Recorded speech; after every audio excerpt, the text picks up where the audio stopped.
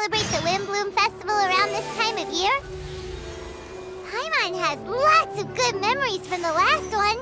The sweet scent of flowers on the breeze, the sweet smell of tasty snacks on the breeze, the feeling of the breeze on your face? The only downside was the lack of commissions. But Paimon's sure that was just a one-time thing. There's gotta be someone who needs our help, right? Let's go see how things are this year. I want to buy more. Wait.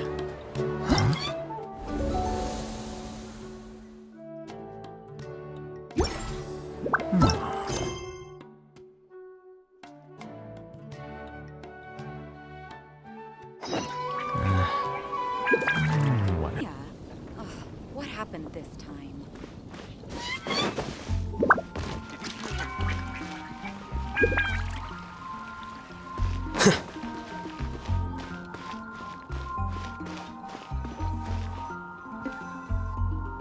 Hey there, Catherine. Good day, you two. It's nice to see you here at this festive time. So, got any jobs for us? I'm afraid I'd struggle to find you any commissions in the near future.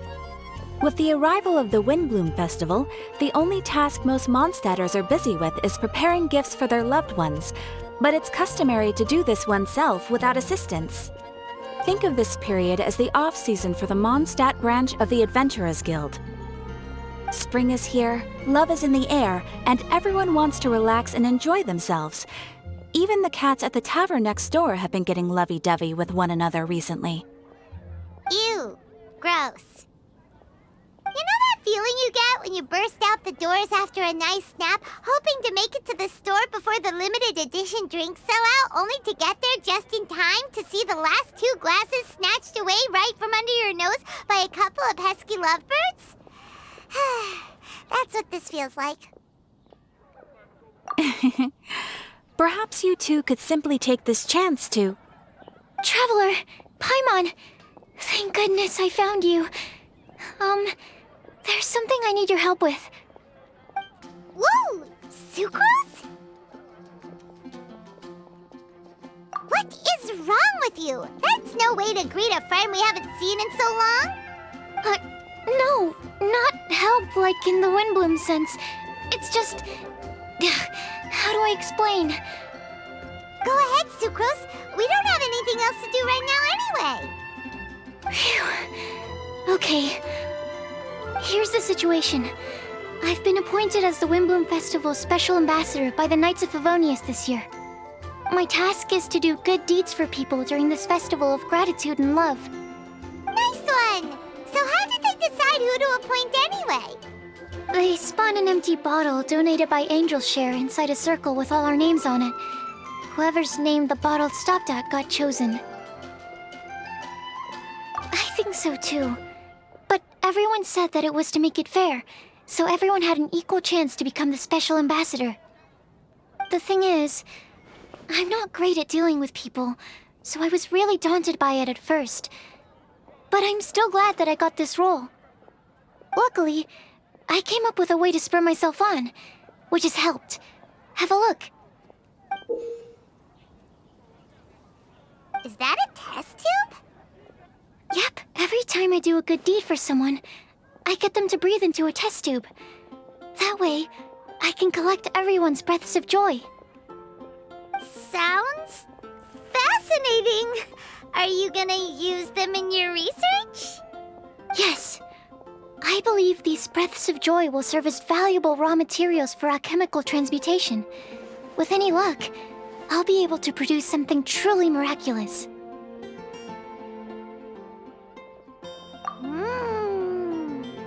Darn, now Paimon's hungry.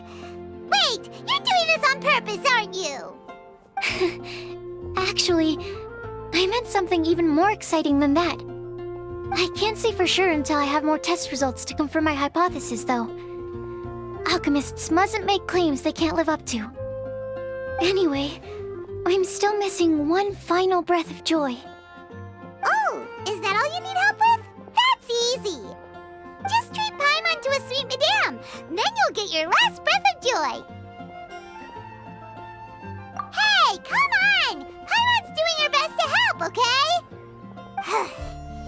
So, does it need to be more like official or ceremonious or something? No, joy isn't measured in those terms at all. Let me put it this way. Have you ever planted a fruit seed and cared for it while it grows? In the same way that those tender, sweet fruits are the product of your time and effort, the amount of joy derived from an experience is positively correlated to the degree of hardship overcome during it. For example, in my case, I would say that to experience a statistically significant amount of joy, I'd have to do something like spend 6 months developing a medicine formula to a point where it was finally consistently effective. Similarly, in order to collect a significant amount of joy from other people, I have to find ways to do something sufficiently challenging on their behalf. Oh, Paimon gets it now. Long story short, you want us to help you find people for you to help. Oh, that's pretty tough given that it's the Windblume Festival and all. Oh, I figured since you're such experienced travelers, you might have some ideas. But if even you don't know how to approach this... Really? You have a plan? Well, if he's in, then Paimon will help too. With the talking, anyway. But, if things don't work out, can Paimon still get that sweet madame? Oh, come on, Traveler. This is a festival of gratitude and love, after all. How could you refuse? Excuse me, Sucrose? Could I borrow you for a second? Package for you. Oh, sure. Be right back. Wait, is that who Paimon thinks it is? That's Collei, right? When did she arrive at Mondsadt?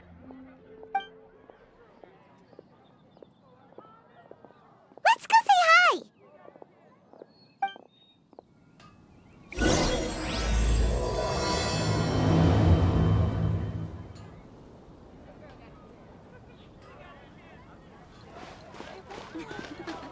And that's everything. Are they all in satisfactory condition? Yep. Thank you, Marjorie.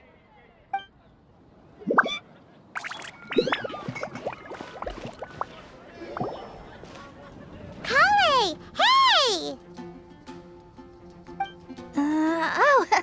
Hey, you guys. What are the chances? You were staring into space just now. Something the matter? No, don't worry. I'm fine. I was just looking at a Mondsadt children's book in the souvenir shop over there. While I was flipping through it, a piece of paper fell out. The writing on it was really mysterious. Almost like a prophecy. If you can do these things, you may light the lantern of utmost joy and receive a supreme blessing. And what does these things refer to? Find a flower that is not of this world. Find a guide who will never get lost. Find one who would never lie. Find a legend that never ends. So, 4 things in total. Here, have a look. I asked a lady who owns the store about it, but she said that she didn't know anything about any paper slips.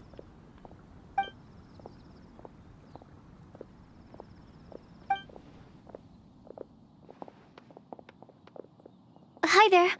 Sorry to butt in, but what's the name of that storybook you just mentioned? Oh, it was called The Boar Princess. That is strange. I've read that book, and it sounds like that note you found has no relation to the story at all.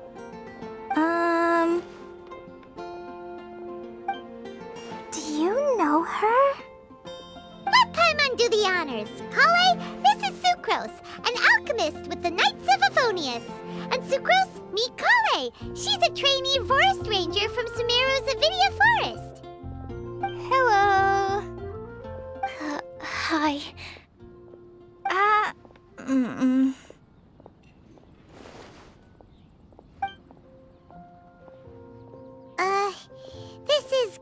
backward fast. They're both so shy. So, Sucrose, what are your thoughts on this prophecy? Could it be real?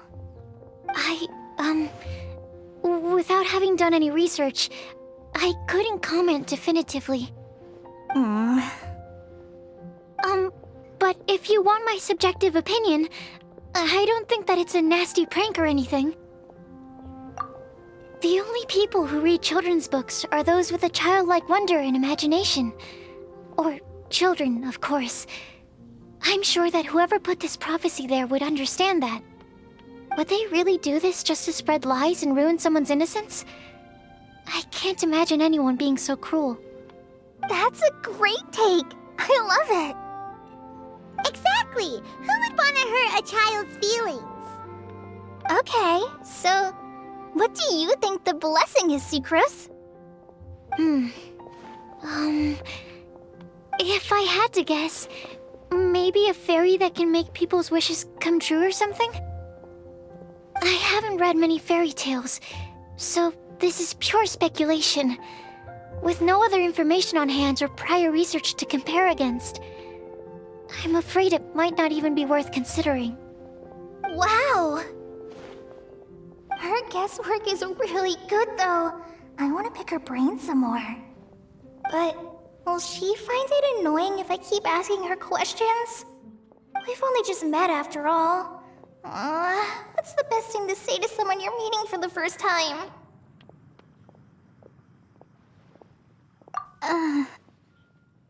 Well, yes. I mean, if possible.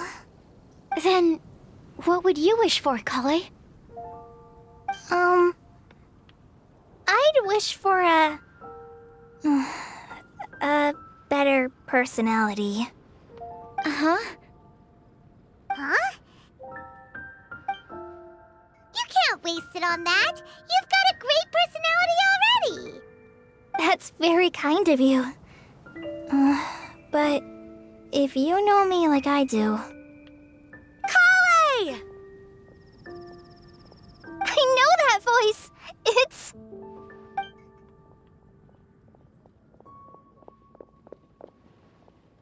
Collei! Whew. You made good time, huh? You're way earlier than I expected. I spotted your green hair way off in the distance. Good thing my eyes are sharp, or I'd have missed you. Amber! Have you been doing well? Did you finish all the pita pockets I brought you last time? You bet. They're getting yummier each time you make them. Huh? Wait, remind Paimon, have you been to Mondsadt before? A long time ago, I had a lot of help from a lot of people here in Mondsadt. So ever since my Elazar got better, I've been looking out for an opportunity to come back to Mondsadt and tell them all the news that I've been cured. Thanks. If it's okay with everyone, why don't I take Collei for a walk around town? I'd like to show her some of the places she didn't get to see last time. Of course. Fine by me. Sure, go right ahead!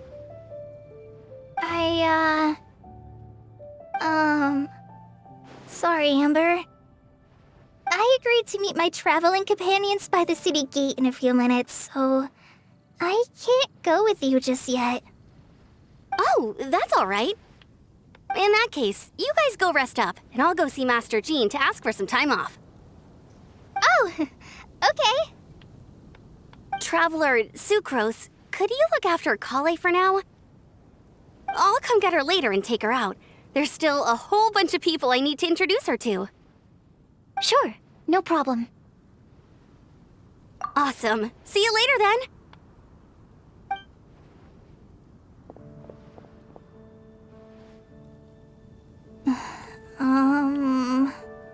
You alright there, Collei? You look kinda disappointed. I'm sorry. I'm just feeling a little shy today. Don't worry about me. Amber wants to introduce me to more of her friends. Am I gonna be able to cope? I've only met Sucrose so far, and I'm already struggling to make conversation. I wish I had a little more self-confidence. Then I'd find it much easier to make friends with people. It's nearly time! Let's go to the gate and see if they've arrived.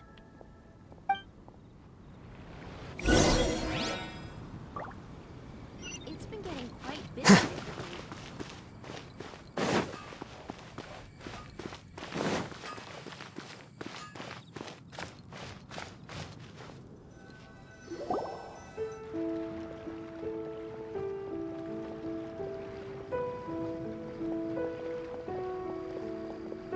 Why is this humble windmill such a great view?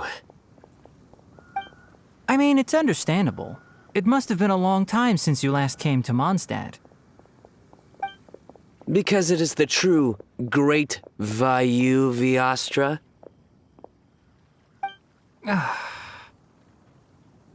Oh, come on. Don't tell me you don't get it. View, Vayu, and also Mahamatra, Vayu Viastra? No? Tighnari! Cyno! Over here! Whew, am I glad to see you.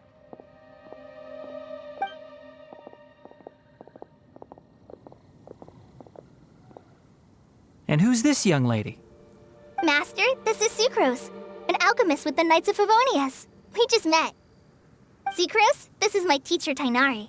He's a highly respected forest watcher in Sumeru, and he's also a very famous botanist. Collei's exaggerating. I'm Tighnari. Pleased to meet you. So you have a teacher as well.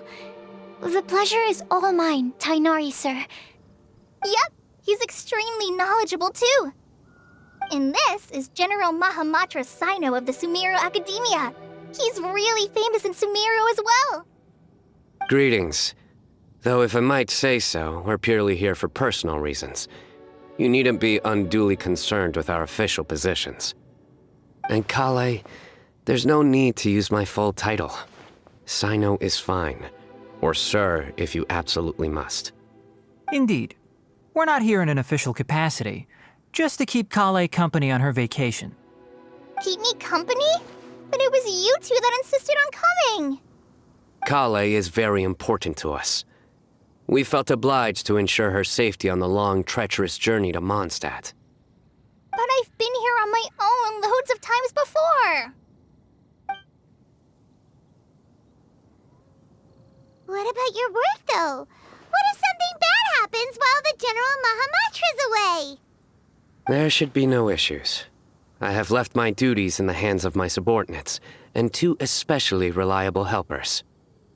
Oh, Sucrose. What were you saying about you having a teacher as well? I was just going to mention that I think we're in a somewhat similar situation. I'm an assistant to Mr. Albedo, Mondstadt's genius alchemist.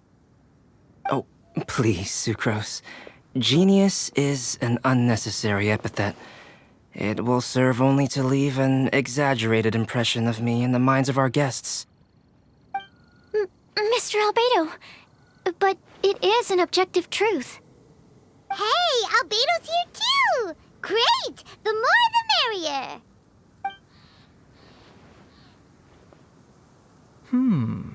So tell me, Sucrose, since your specialty is bioalchemy, what do you know about the antitoxic properties of the calla lily? Wait! Can we hold off on the nerdy topic for now? Paimon doesn't want to be left out. Oh, as it happens, I've studied the calla lily in quite some detail before, with it being a species native to Mondstadt. I wrote a whole report on my findings. If you're interested, Mr. Tighnari, sir, I can go get it for you.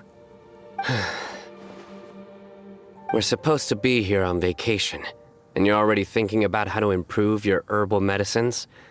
Also, I thought we'd agreed to take on new identities for this trip. What new identities? Mine was Adventurer Cyno, skilled desert explorer. Tighnari's was technological consultant to the treasure hoarders, and Collei's was traveling musician. Very much so. I do wish some of the less cautious adventurers in the Avidya forest would consider coming to Mondstadt instead. What Philanimo mushrooms lack in texture, they make up for in not causing vomiting or diarrhea. Are you contemplating using some compounds from the calla lily as active ingredients in a targeted antidote? Yes, I gathered a few on the way here, and my initial research suggests to me that it could be worth a try. Okay, I got it. But as much as I don't wish to be a wet blanket, it takes a huge amount of experimental data to conclusively prove how different drugs interact. Estimating the total development time would be very difficult. Add in the time for procurement and delivery of essential materials, and I'm not sure if we could complete development before you need to return.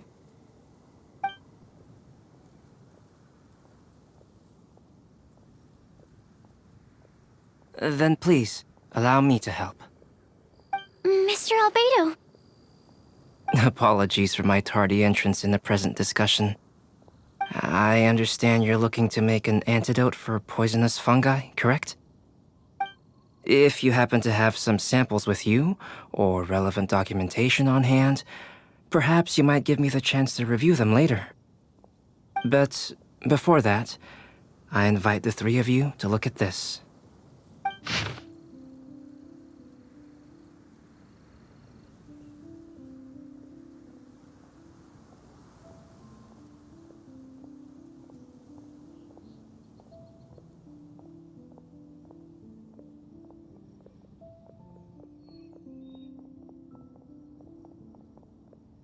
Food and lodging arrangements?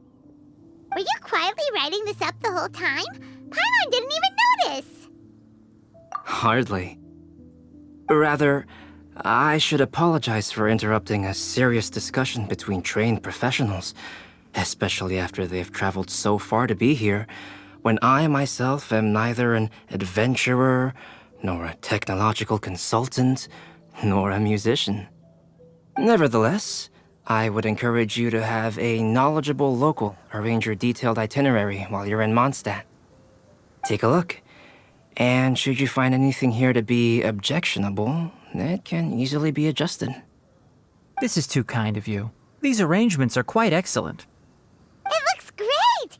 Even Paimon feels like tagging along for the food and board. That's why it's called tagging along! Very comprehensive.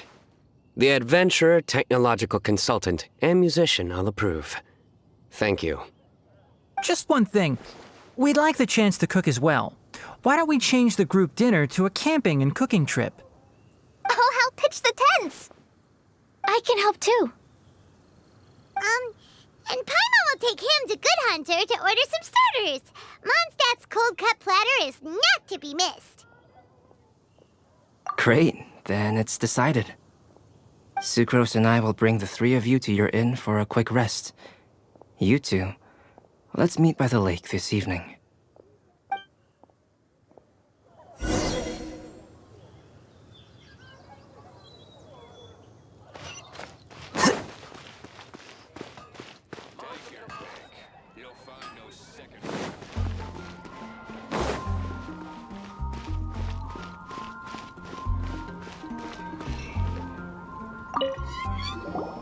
Hey, Sarah! Can we have a cold-cut platter to go? Sure, coming right up. Would you like anything else? Do we, want anything else? Yay! So you do remember after all! You're just the best! Paimon will give you the sweet flower from that sweet madame as a Windblume. No need to worry about that! Paimon can make room for good food. All right, just a moment. Oh, that was great.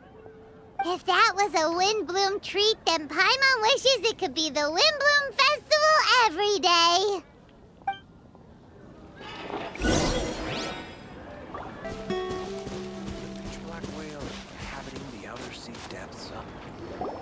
All right, looks like we're all here. Not at all. We just came early to set everything up, since we happen to be free today. Collei put up the tent so quickly, but still managed to tie very sturdy knots. You can really tell that she's a professional. I didn't do much apart from passing materials around. Thanks. It's all thanks to Master and Cyno. They taught me everything I know. What can I say? For a skilled adventurer, this is just another day on the job. Are you quite finished? Or were you going to sing each other's praises till the moon rises? Come on, let's all sit down.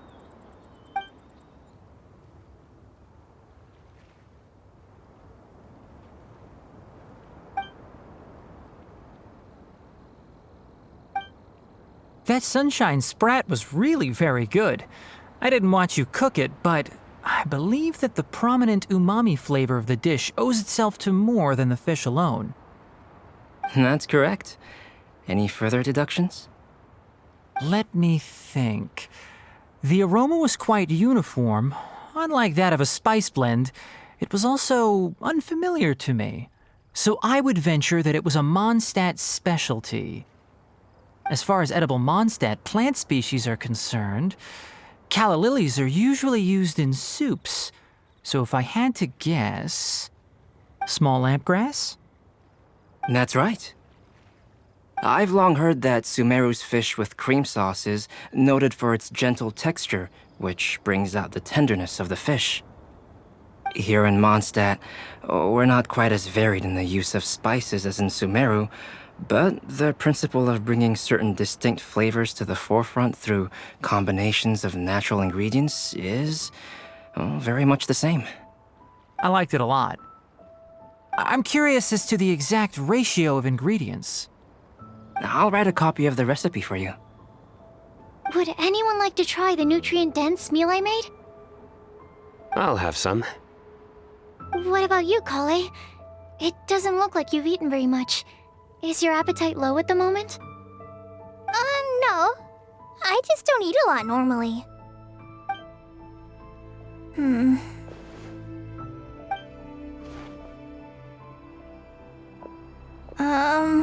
Sorry. I didn't mean to make things awkward. Tighnari. While we were on the road, we spotted something white, walking on two legs. Was that Paimon? Which day was this? Just after passing through Stonegate. Cyno, are you sure your eyes were working that day? Or maybe your hood was blocking your vision? Paimon always flies. There's no way she'd ever walk. Is that right? I thought that you'd made me snacked on too many local ground nuts.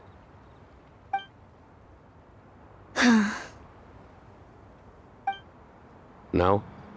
Not funny? Ground, you know, as in ground up, but also the ground. Ground nuts make you fall to the ground.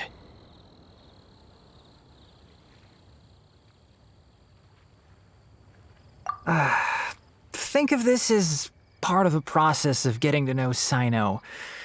On the bright side, these jokes show that he thinks of you as his friends. Still, we could test the hypothesis. What hypothesis? That plant species indigenous to Mondstadt may have an effect on the motor functions of flying lifeforms. Hey! Paimon's not your test subject! Anyway, by your logic, wouldn't that mean that eating, say, Zaytun peaches, that would make a sick Paimon peachy in no time or something?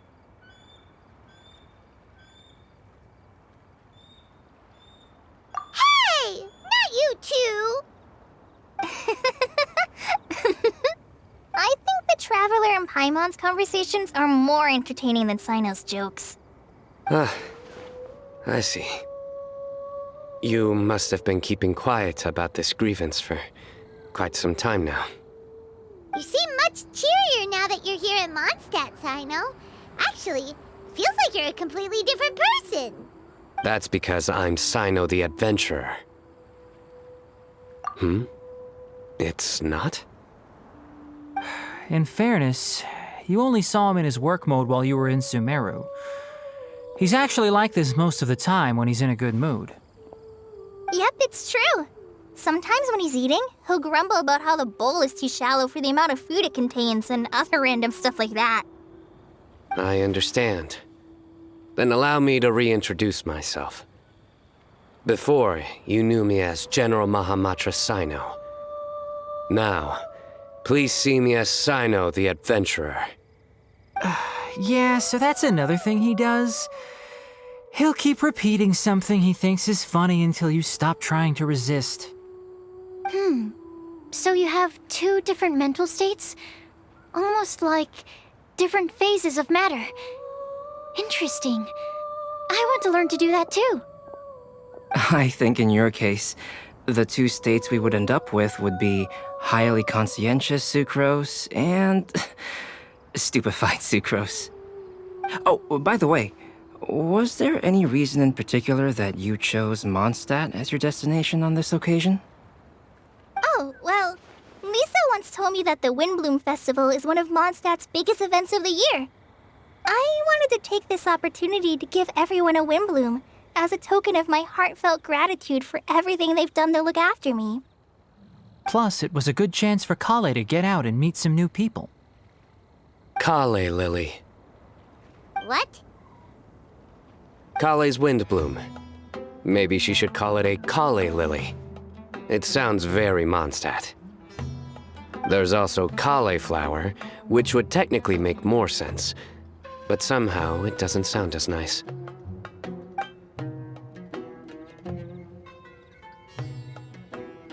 Moving swiftly on. Wow, he just completely ignored the joke and carried on the conversation. Guess sometimes that's the only way forward. Sumeru's been through some major changes recently, and things at work have only just started to calm down. I don't get many opportunities to take a vacation, and this was a chance to join Collei on her trip while also learning a few things about Mondstadt's flora and fauna that I'll be able to pass on to my peers and students on my return.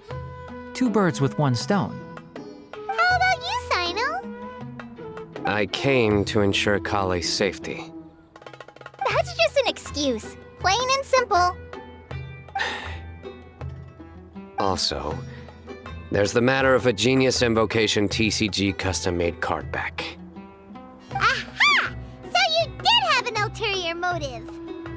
Have you all played Genius Invocation TCG before?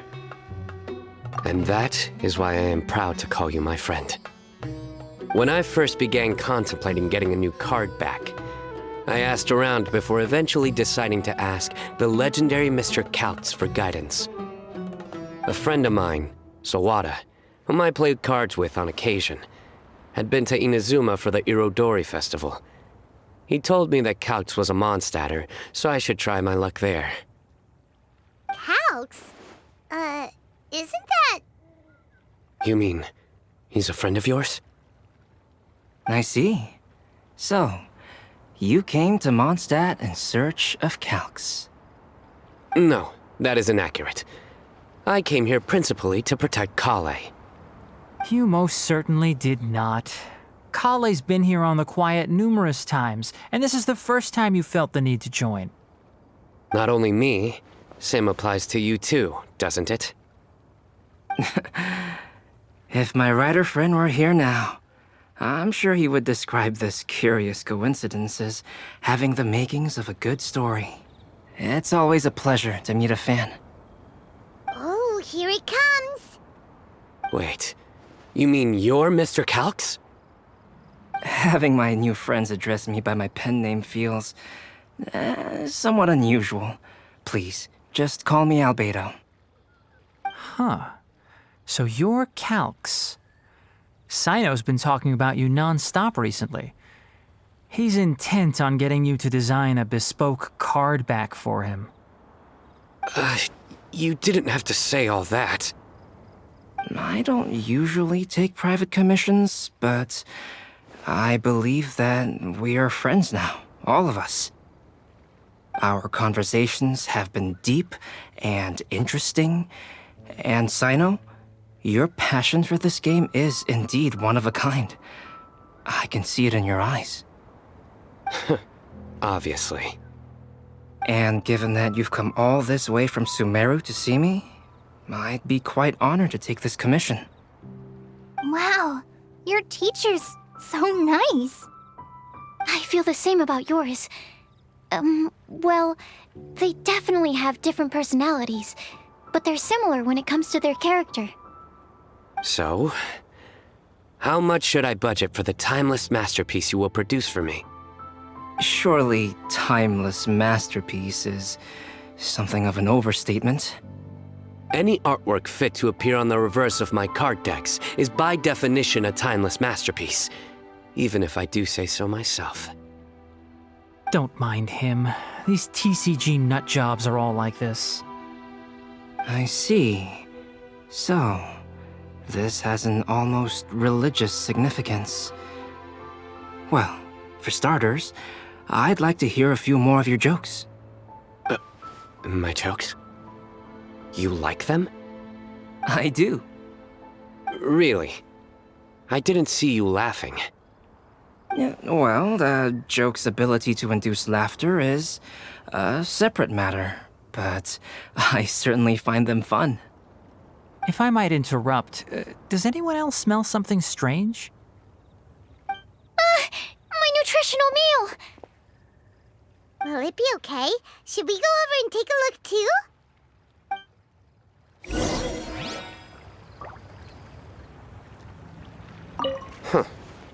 So, a good joke is not necessarily required to make people laugh at them.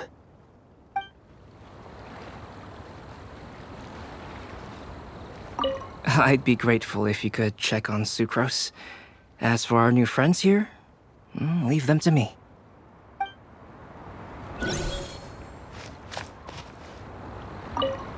Well, Albedo and Sucrose were delightful, but this was still an exhausting meal.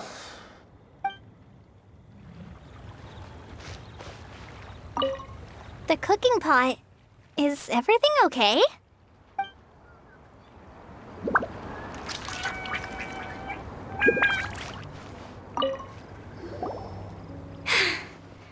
Only the base is burned. We can still use the cooking pot. It just needs a bit of a wash. Good thing Tighnari's nose is so sharp. Has he been in this kind of situation a lot before? I know, it's just... I'm sorry to disappoint Cyno. I guess we'll have to do this again another day. Oh, yes. I'm not sure if you've noticed. Collei seems a little... depressed. I noticed she was in a low mood when everyone was talking. Remember that note she received? I was just thinking, I want to try solving this riddle and giving Collei the chance to accept the blessing. Oh, yeah! She's the one who needs your help. Exactly. Maybe she'll be willing to breathe into my test tube. But anyway, that can wait. As much as I'd like to make progress in my research, I'd prefer to see her smile. All right, we'll help out too. You will? Then tell me, honestly, do you think that this prophecy is for real too?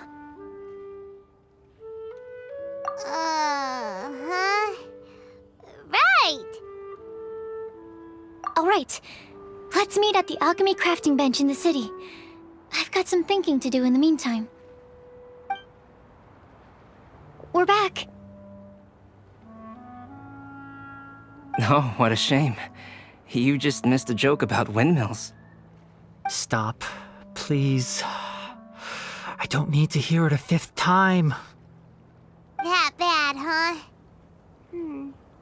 Well, now Paimon really wants to hear it for some reason. Didn't you say you want to see the Dragon of the East at some point? When are you going? Tomorrow morning. And you? What are your plans? I'll go into the mountains to have a stroll and collect a few plants as samples. Oh, perhaps I could join you? I'll be looking for inspiration for these card back illustrations. Found you! I knew I was onto something as soon as I saw the fire. Wow, you have really sharp eyes. That's an outrider for you. Uh-oh. Did we break the fire safety rules or something? Actually, you didn't. Strictly speaking, you should have reported your plans first. But since 2 of our very own alchemists are here, I'm happy to look the other way. Ah, yes, introductions. I'm Amber, and this is the Reconnaissance Company Captain Eula, a good friend of mine. Good evening. You are friends of Collei, yes? A pleasure to meet you. Oh, Amber and Eula. The pleasure is ours. I've heard a lot about both of you from Collei. Oh, really? All positive, I hope. You asked that last time, too. Of course it was positive. I'd say. We hear the latest news about you every time you write to Collei. Glad to know we've made a good impression so far. Anyway, we're just here to collect Collei, so don't let us interrupt your chat. Come on, Collei. We're gonna take you to check out a few scenic spots. Okay, great. Still as high energy as always. You know Amber? Yes, we've met. She's Collei's most important friend. And for that, we are also very grateful to her. That's Amber for you. Her outgoing personality means she can make friends with just about anybody. It's getting late, and we still have a lot lined up tomorrow. I suggest we all head back and get some rest. All right, I'll start packing up.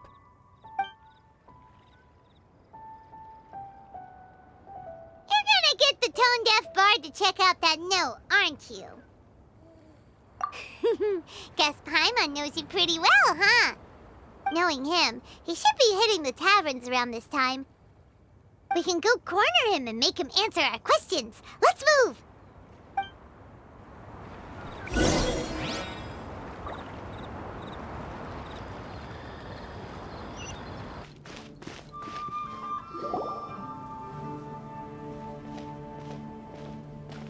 Oh, it's been a while. Paimon called it, tone-deaf bard drinking as usual. Put your drink down and get your game face on. We've got some important questions for you, mister. Okay. So, what do you make of it? Aren't you forgetting something? It's the Windblume Festival right now. You can't just go around asking people for help so blatantly. Ugh.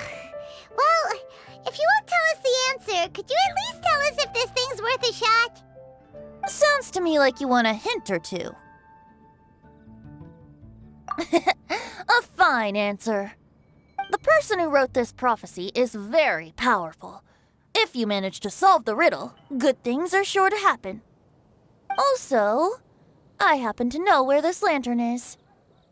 Once you've found the 4 things, I'll even write the location down for you. Isn't that generous of me? Whatever. We weren't expecting much from you anyway. You can get back to guzzling wine and blowing wind now. Oh, woe is me. Paimon sees me as nothing more than a drunken wastrel.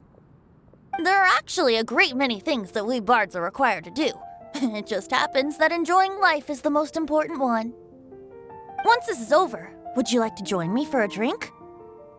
You know, a favor for a favor.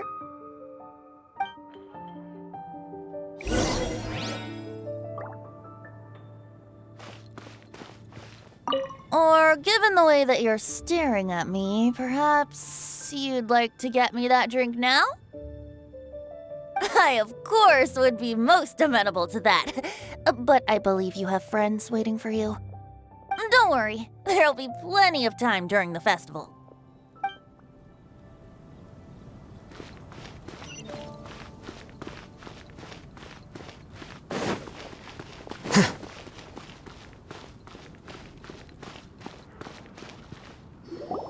A flower that is not of this world.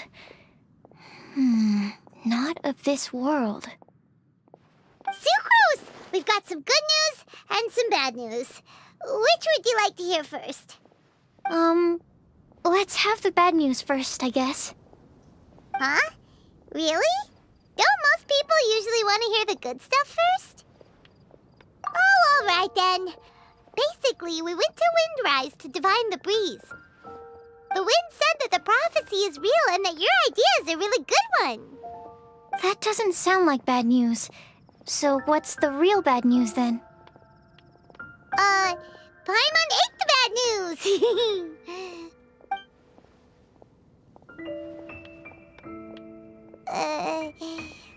Blame Cyno. If it's not funny, then it's his fault. It's fine. Well, that puts my mind at rest. Now, back to the other issue I've been mulling over. I was thinking about the flower that is not of this world. It could mean a human-cultivated variety that doesn't occur in nature. But that's basically claiming that it doesn't come from this world in the first place, when actually it's just a variant of an existing breed. So, the initial question is, can the flower's origins be traced back to a natural organism? If so, it cannot be correctly described as not of this world. But then, supposing we identified something outside of that category, whose job would it be to decide whether it belongs in this world or not? Then the question becomes, do of this world and from this world mean the same thing? Or is it deeper than that? Whoa, whoa, slow down! Paimon's head is already starting to spin. Okay, I did have one other line of thought as well. What about a flower created using alchemy? Would that be not of this world?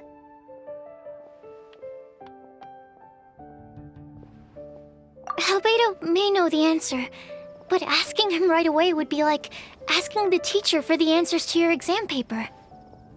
It would render our search for the truth meaningless. I'd rather try and figure this out for myself. Could it be the Windblume? Oh, now that you mention it, that's definitely a possibility. The Windblume doesn't refer to a specific flower. Everyone defines what it means for themselves. In which case, the Windblume doesn't exist in reality. This does seem like a promising direction. I've made a note. Okay, I better go read up on this. Yay! Paimon was actually useful this time! Guess we have that sweet madame to thank, huh? I'll need some time to prepare. Could we meet up here in, say, 2 days' time? Sure thing! In the meantime, we'll also think about the other 3 riddles in the prophecy. But, since we're really going for this now, shouldn't we say something to Collei about it? I originally wanted to leave it as a surprise for her, and I also didn't want to get her hopes up over nothing. But you're right, Paimon. I'll need to be careful how I word it. But I'll try to find some time over the next couple days to mention it to her. Alright, thanks so much.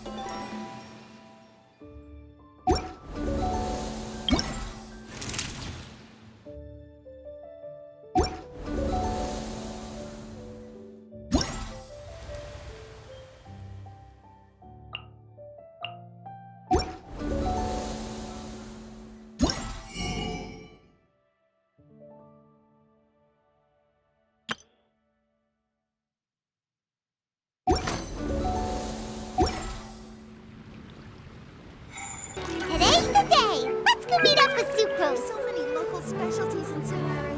I want to buy more.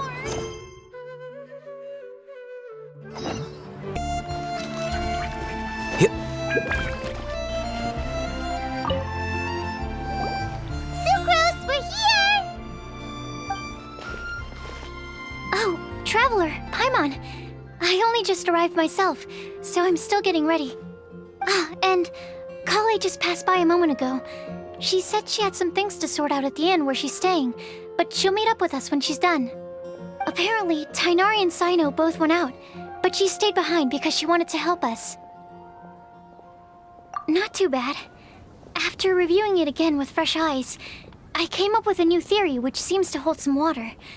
I'll attempt to explain it as simply as I can. I believe that each of the 4 things in the prophecy refers to a different field of knowledge. So, in a way, the prophecy is a test of the reader's intelligence. But it's unlikely for any one person to have expertise in all these different areas. So I suggest that we seek out one expert from each and get their opinion. Also, in 2 out of the 4 areas, the prophecy seems to want us to find specific people. It may even turn out that the people themselves are the answers. So it sounds like we should put our heads together and list out the people who can help us. Exactly. I think we can go through each riddle in turn and generate 4 groups of names to match the 4 questions. Alright, then let's start from group 1. The first riddle was, a flower that is not of this world. Personally, I would still go with Albedo for this one. Alchemy is the most likely to have to do with otherworldly things, and he is by far the leading expert in this regard. Exactly! You're the creator of the tetratanic sweet flower. Who knows? Maybe that's the flower we're looking for. Huh? You really think so? Oh, but what about Tighnari? He's a forest watcher and knows all about plants. If it's a flower we're looking for, maybe he's the man for the job. All right, I'll add him to the list as well. On to group 2. This subject is a guide who will never get lost. That's kind of abstract.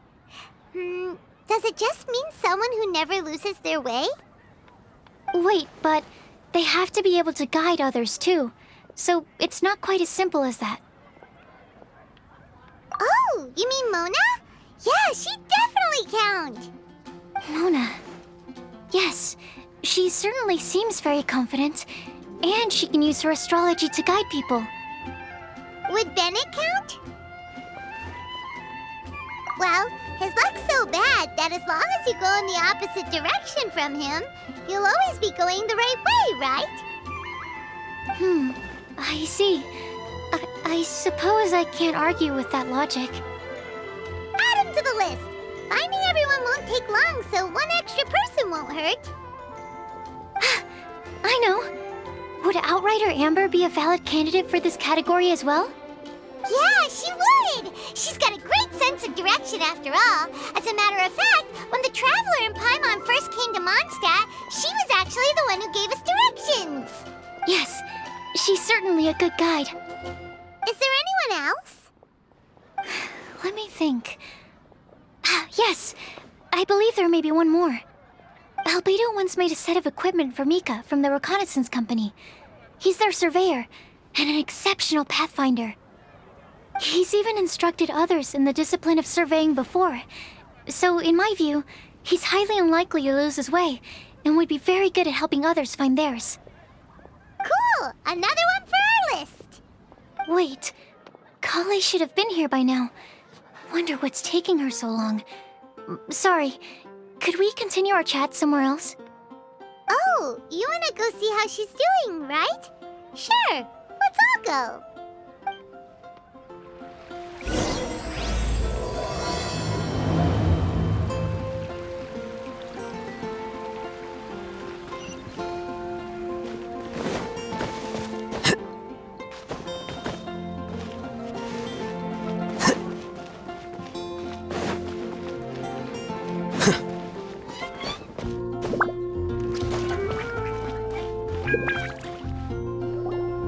Hi, Collei. Hope we're not intruding or anything. Is everything okay? Sucrose! I was preparing some stuff. Is it time already? Oh no, I'm sorry.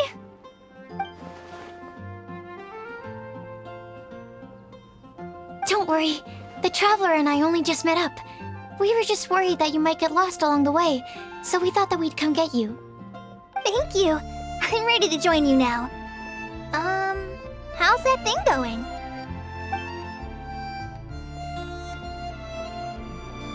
So let's pick up where we left off. Next up is the third line. One who would never lie. Anyone spring to mind?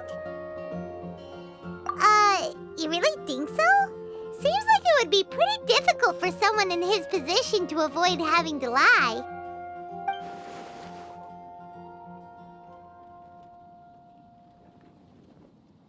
Then what about Kaya? He's the cavalry captain and a rather popular figure, but... You think there's something fishy about him too, huh? Yeah, he's definitely a sneaky one. Bet he lies all the time. I can't help but agree with you there. There's the tone-deaf bard. But on second thought, he wouldn't qualify either. He talks way too much nonsense. Is there anyone else we're missing? Acting Grandmaster Jean? She has a good name in that regard, but from what I know, she sometimes covers up the truth out of concern for those around her. For example, when Lisa loses track of time in the library and misses her patrol shift, Jean will come up with some excuse, like Lisa's ill today. Also, she sometimes makes up stories to get Klee to behave, like the one about the big monster that comes to catch naughty kids who don't go to bed on time. Do you think that rules her out? White lies are still lies, but do we really have to reject her because of some harmless fibs? It's not like she had evil intentions. No, we're the ones being strict. Rosaria doesn't strike me as the type of person to lie. Oh, Collei, you probably haven't met her yet, have you? She's a sister from the church who looks, a little scary and not very sociable. She stopped by the alchemy bench once, a long time ago, and asked me about Albedo. I thought maybe she was trying to find him, for work or something. But when I asked, she just said that she was curious about him because he was so intelligent, and wanted to talk to his assistant to find out what he was like. A lot of people might have given a more tactful justification, but I could see in her face that she wasn't trying to hide anything. She was just very direct and straightforward. That's why I don't think of her as the lying type. Rosaria doesn't look like the sort of person you'd want to get into a fight with. Maybe she just fights her way out of situations that some people might lie to get out of. I can definitely see that. I've also heard the other sisters say that Rosaria doesn't even make excuses when she skips choir. She just doesn't show up. She's a tough cookie, huh? Let's put her name down. In that case, I think Cyno fits in this list too. True. Lying's probably more trouble than it's worth for someone like him. Kinda like with Rosaria. Oh, and Paimon also nominates Razor. Bet he couldn't lie to save his life. I've also got someone else in mind. Noelle, the trainee knight. She's a very honest person. I don't think she'd tell a lie. Alrighty, write her name down too. Wait, there's one more person. You know, our long-standing staffer at the alchemy bench. Huh? You mean Timaeus? Yes, him. Truth be told, he's been love-struck recently. He swore that he wouldn't say a dishonest word or slack off until he succeeds in getting the woman he loves. Timaeus has a crush? Yes, that's right. Well, who is it? Do you know her?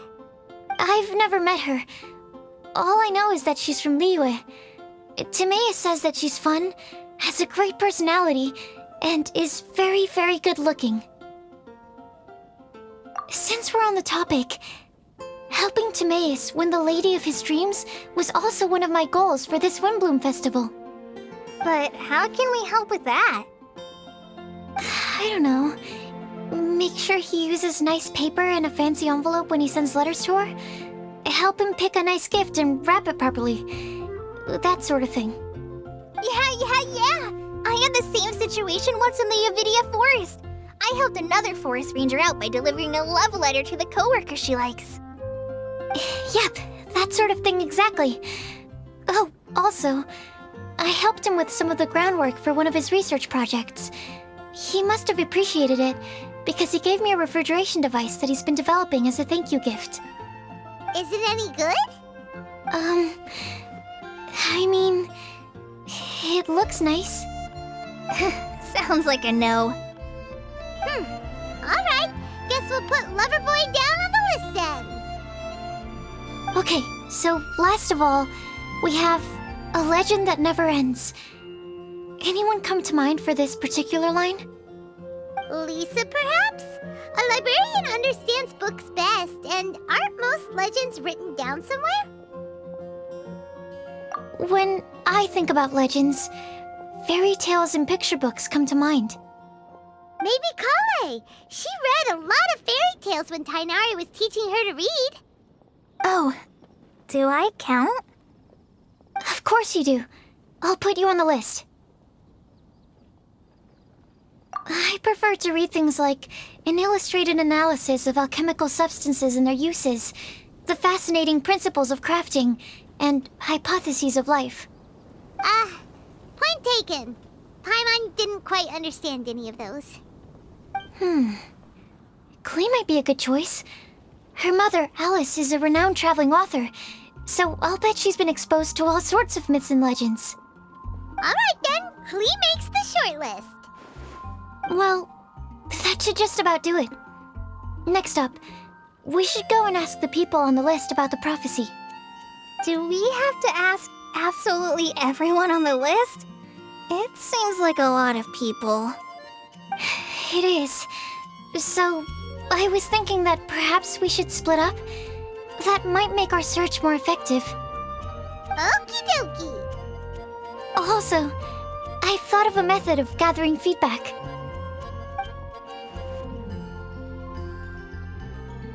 No problem. We can do that. You and the Traveler are practically joined at the hip, so you two can go together. I'll pair up with Collei. Capable Collei and sensible Sucrose. Sounds like a winning combination. Okay, I promise I'll help. Capable Collei. Yeah, I got this. Rest assured that the unbeatable Traveler and Paimon will do our part too. Off we go.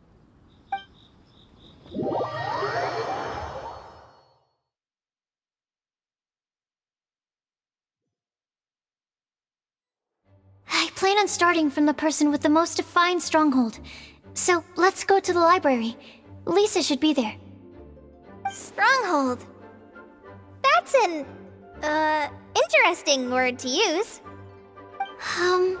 Maybe den? No, that's even worse. How about layer?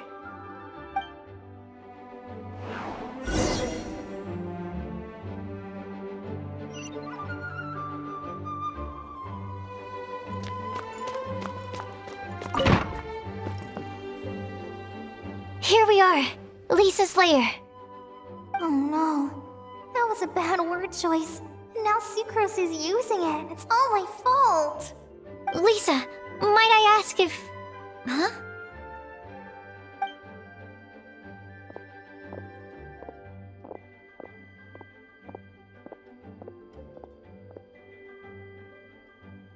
Sucrose. Collei. What are you doing here? I can only Sucrose that they were Collei-ing on someone. At least that's as far as I know. Oh, please, just stop it with these puns. I beg you. Are you trying to win worldwide fame for unfunny jokes? Is Lisa not here at the moment? Surprising, isn't it? She went out. I'm afraid it's just us here looking for information. Except me. I'm not here for information. Like you, I came here for an abortive search for the librarian, who is also my academia senior. Oh, so you studied in the same darshan as Lisa? That's right. Her mentor in Sumeru was also my benefactor. We were both Spontamod students. Wow, that's cool. But Wait, we're getting sidetracked. We came here to look for some information. Collei and I are investigating a prophecy, and we were hoping you all might be able to help. Oh? What sort of prophecy?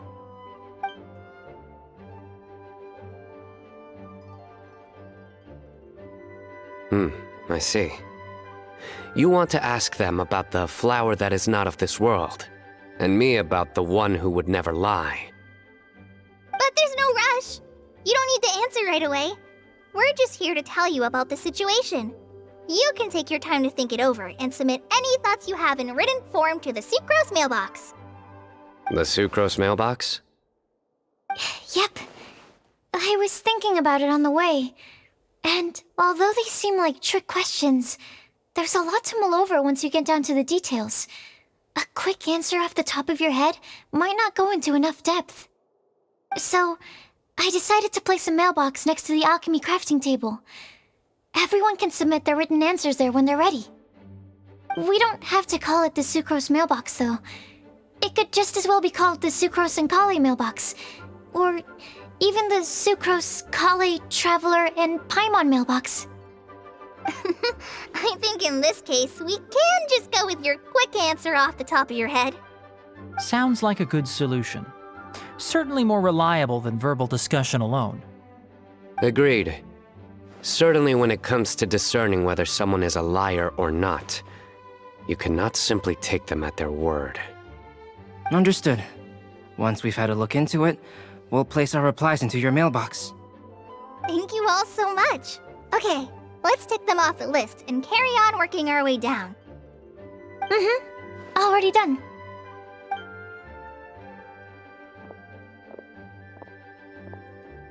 I'm pleasantly surprised to see those two introverts getting along so well. Do you get the feeling that Collei's return to Mondsatt has emboldened her more contrarian side? Yes, I'd noticed that too. Traveling and meeting old friends are both good for the body and soul. And isn't rediscovering one's youth while revisiting old haunts a worthwhile pursuit? When I first met Collei, she'd never known happiness or youth. But things are different now. Her Elazar being cured was a huge milestone in her life. Collei is a very sensitive and introverted child. I'm sure you must have noticed that too, Albedo. From the time she's been in my care, I've observed that she's actually a very lively character by nature. But she had a very rough start in life, and it changed her. So, might I assume that your respective claims of looking for plants and artists in Mondstadt were just pretexts? I wouldn't say that. Both Collei and Genius Invocation TCG are very important to me. Would it really kill you to just say yes in this situation? Fine. Yes, we came out of concern for Collei. She's been back to Mondstadt of her own accord several times, but it has led to no significant improvement in her mood. Well, it won't hurt to give her some more time. I believe that Sucrose might be able to help her. Sounds like an extension of your own self-confidence as her teacher. You could say that. In a similar vein, I've heard that Sumeru scholars often build their social relationships based on their academic ones. Is that true? I suppose it might look like that from your perspective. Sumeru society is something of a special case. The reason it is known as the City of Learning is because all of its resources are in some way linked to academia. As such, academic resources equate to social capital. It is not unheard of, for example, for people to build a family in order to pursue further studies. But the relationship between the three of us is not an academic one turned social. We've never even worked on a paper together for starters. Oh, so the academic paper is the nexus of the academic family. Interesting. I would think of us more as siblings. An equal and pure relationship, unaffected by academic considerations. As much as I'd prefer not to admit it, that statement is not inaccurate. I can understand that position. I have a younger sister myself, and it's only natural for me to be protective of her. What you described fits the idea of a city of learning, as I imagine it. The family is where all social relationships intersect. As such, a family founded on common goals may actually be more stable. By the way, who's the eldest between you? Let's not go down this rabbit hole, please. In terms of age, I'm the eldest, of course. He just doesn't want to admit it. But your mental age is younger than that. I dare say even by enough to be the youngest sibling. Perhaps I could bring Collei into this happy family to be your elder sister. No. You will never see me admit to being the youngest sibling. Except perhaps as a last-ditch effort to turn the tables in a game of cards.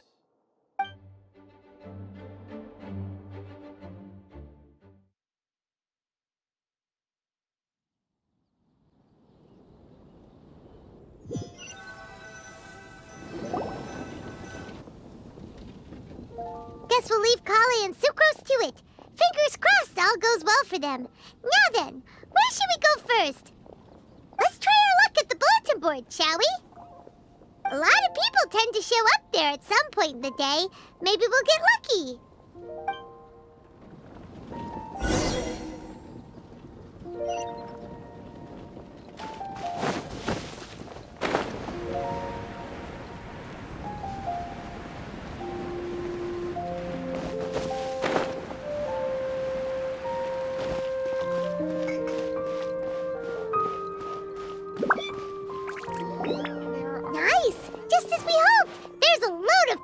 Here.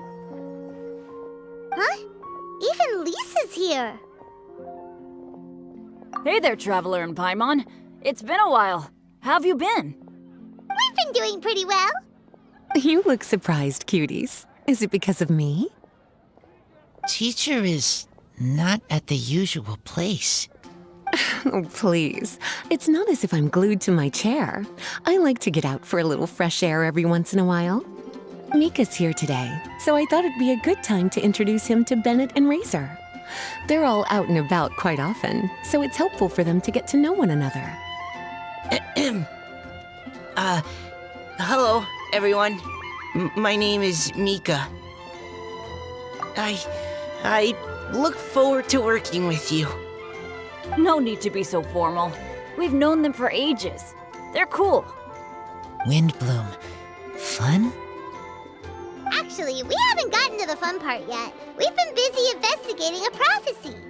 A prophecy? What kind? A good one or a bad one?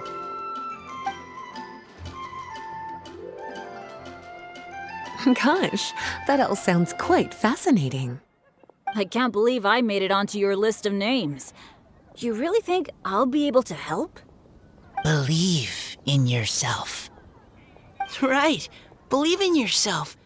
You're a first-rate adventurer, Bennett. Okay, then in that case, I'll step up and present my thoughts on the matter. Except I forgot I'm not really good at organizing my thoughts. Oops. Oh, there's no need to tell us all of your thoughts right here and now. Sucrose said she'll put a mailbox next to the crafting bench, so you can just write down your thoughts when they come to you, and drop them there. A meticulous and efficient plan. Yep, that sounds like Sucrose. I will think also. Give me some time. You still have other people on your list that you need to go see, right? We should leave you to it. Don't worry about us. We'll drop off our letters at the mailbox as soon as we're done. Okay, bye for now. Let's head over to Star Snatch Cliff next. Maybe we'll be able to find some people there. And even if we don't find any familiar faces, you can see really far from up at the top. Maybe we can find people that way. Aw, you're working so hard. Do be sure to get some rest when you can. If you get tired, you know you're always welcome to visit me for a break and a cup of tea.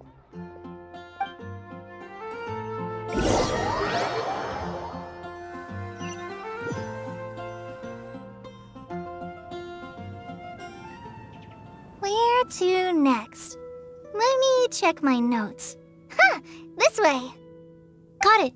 Collei, please follow me.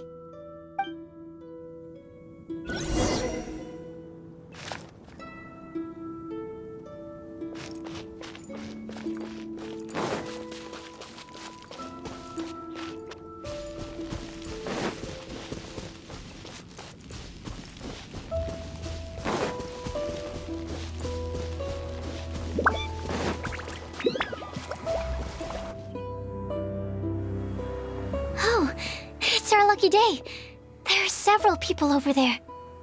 Amber? Wow, and Eula's with her too.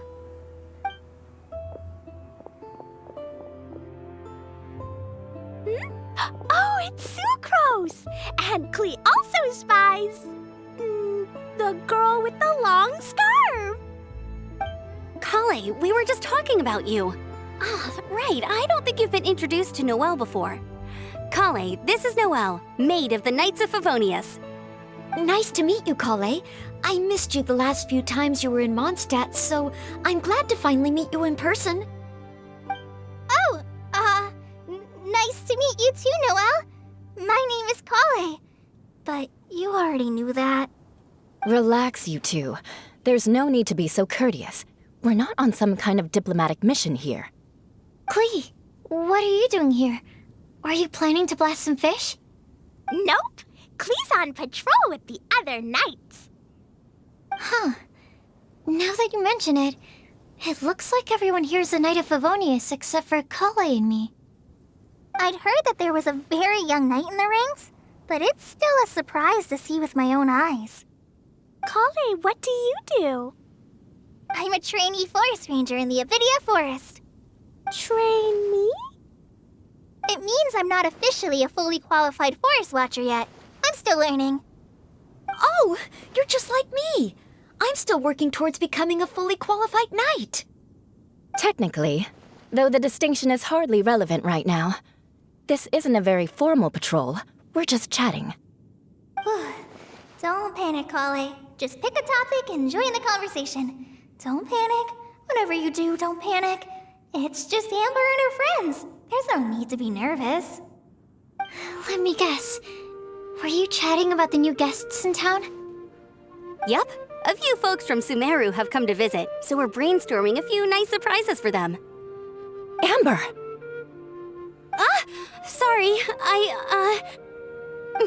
At least I didn't say anything about what the surprises are. Oh no. How am I supposed to join this conversation now? What do I say to that? Speaking of nice surprises, we've actually had a fairly big one recently. What kind of surprise? Tell me! I'm saved. Sucrose has given me a lead-in. Now, I just need to follow on from what she's already started talking about.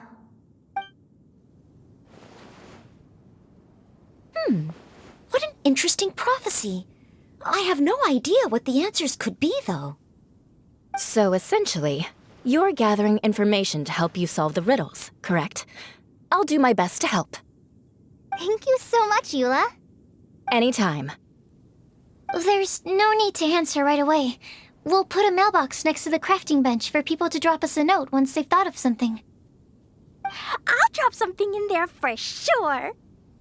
Nice idea. I think we can all commit to writing a note. We'll see what we can come up with. Yup, don't worry. You can count on us. But we do have to finish our patrol first. What route are you taking today? We started in the Stormbearer Mountains, and we'll end at the city gates. You'd be very welcome to join us, but it sounds like you're pretty busy with all this. No. There's always next time. We'll join up with you after we're done working through this prophecy. Oh, yeah, so, we'll be on our way for now. See you later. Have a safe trip back.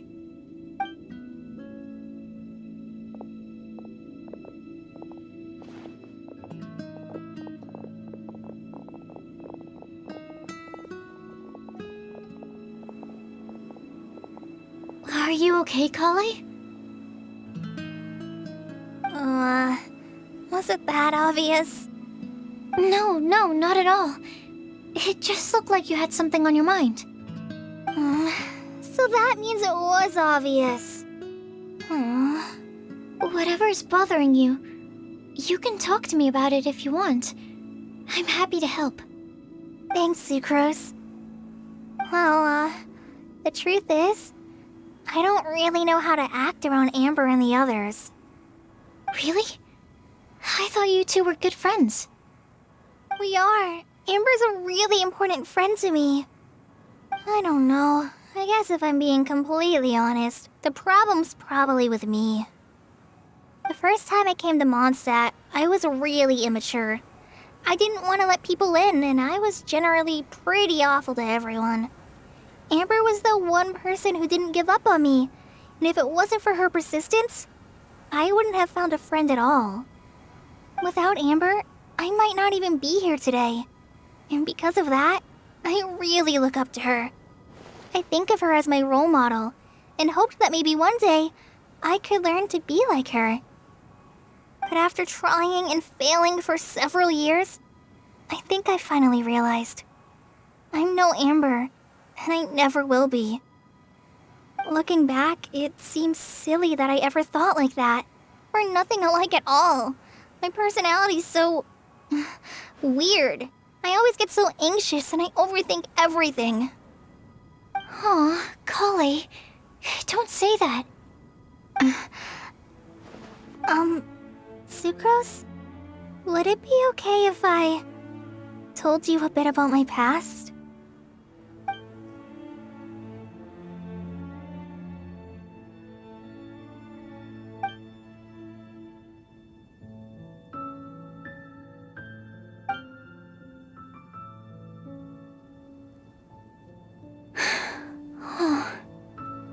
I already knew bits and pieces about her, but still, why did she have to go through all that?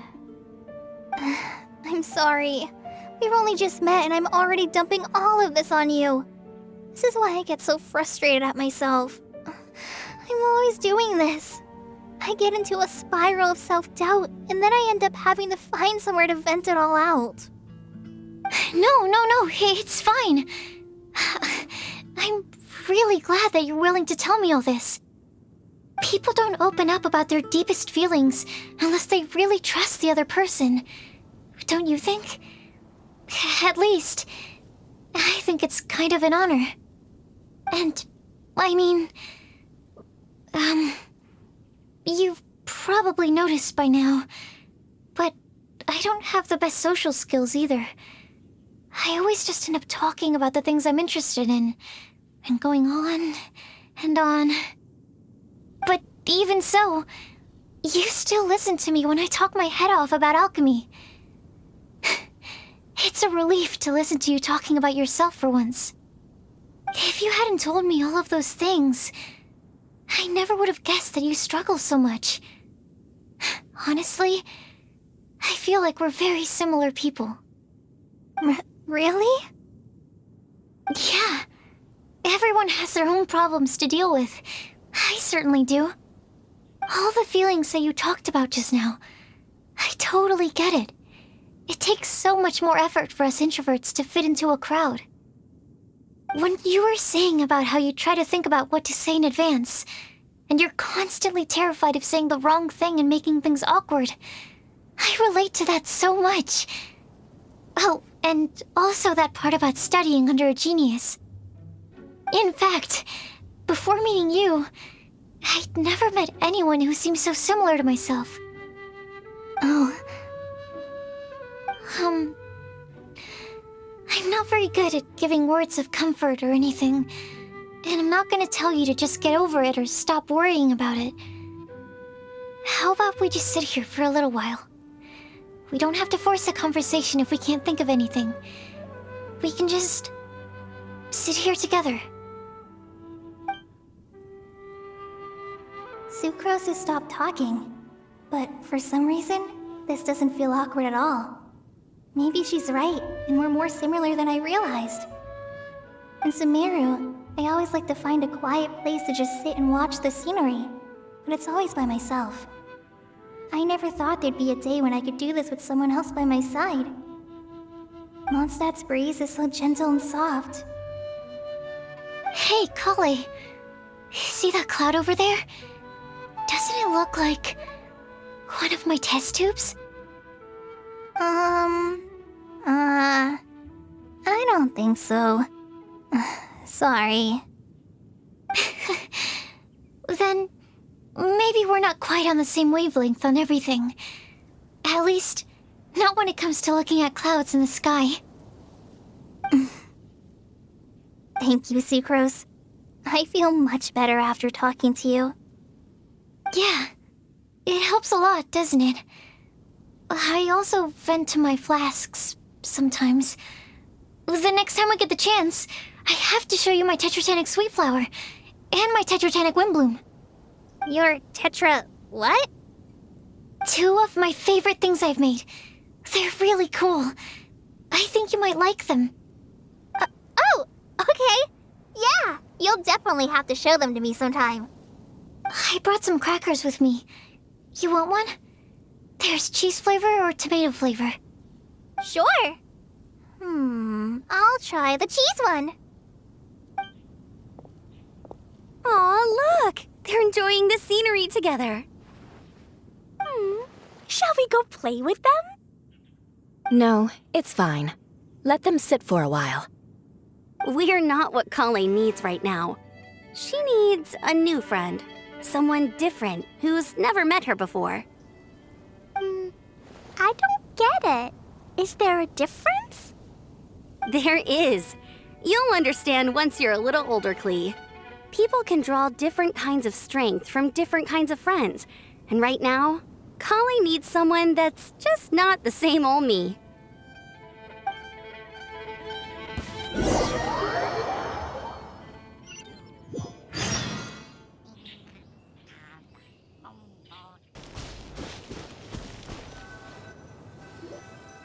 Starsnatch Cliff! We made it! Paimon hopes we find someone we need here. Help! Oh, I beg you, please don't let go! Who's that yelling? Let's hurry and take a look.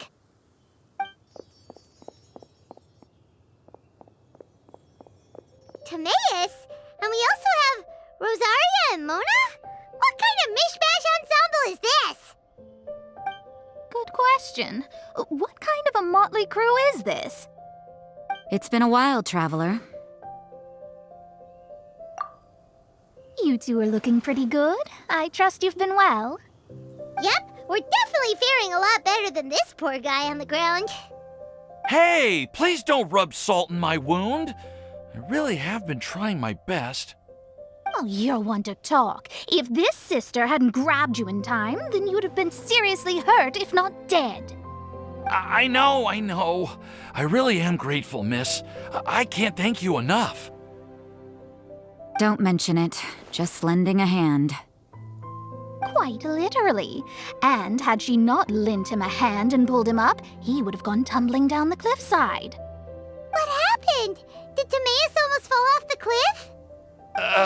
Well, so what actually happened was I came to Starsnatch Cliff today to pick some flowers and ran into Mona on the way.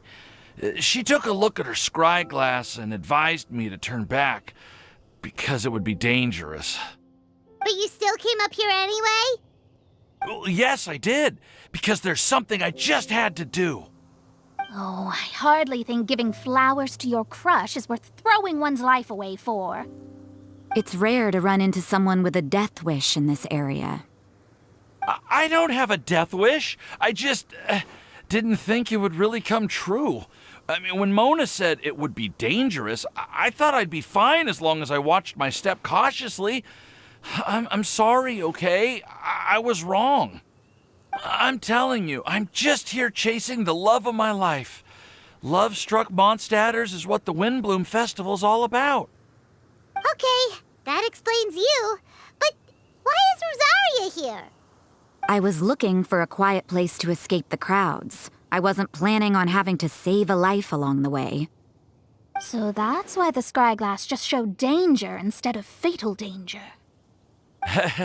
Very funny. Anyway, Traveler and Paimon, what brings the two of you to Starsnatch Cliff? Just trying our luck. We've got a lot of people we need to see today, so we've been all over the place. Actually, you're some of the people we were looking for. Huh?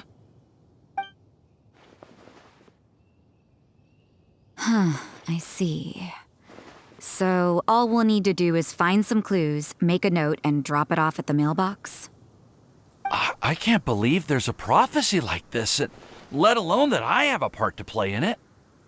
Oh, I guess this means everyone will find out about my crush now. I came here because I wanted to give some Cecilias to the girl I love. They'll really suit her. She's... No, no one asked. Please, do not subject us to your gushing about your girlfriend. You saw right through me. You said you need clues, right? Well, in that case, Mona Magistus the astrologist will provide you with a personally handwritten letter. Just wait for it to show up in your mailbox. You can be on your way now. We won't keep you any longer. All right, then let's head back for now and meet up with everyone else. Will do. This is all so embarrassing. Thank you both.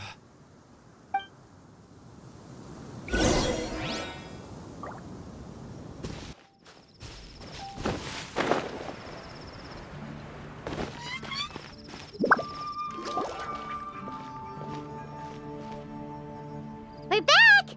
Oh, but it looks like you two beat us. Welcome back. Did everything go well? Yep, we managed to find and talk to everybody. We got back a little early, so we took some time just now to put the mailbox together. We got really lucky today.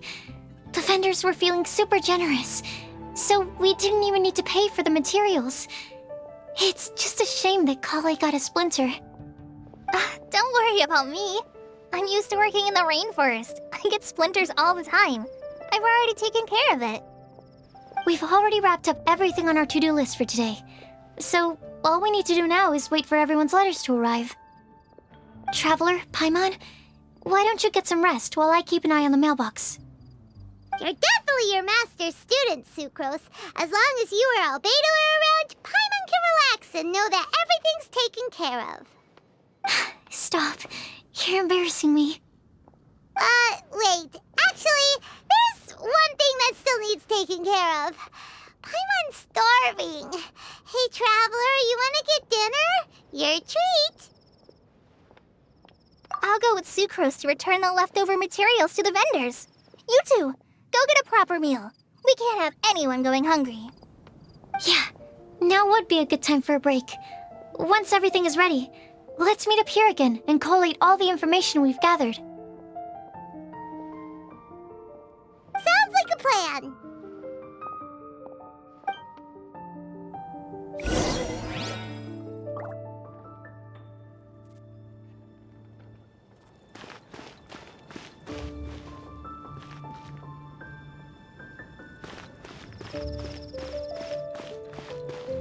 Welcome. How can I help you?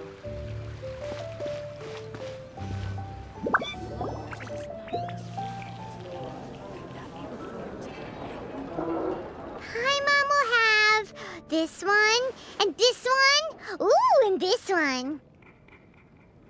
Hey, Paimon's really hungry! And don't forget, Paimon's also ordering for you, too.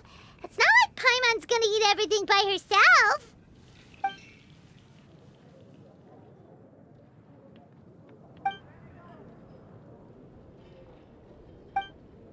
Ooh, Paimon is super full.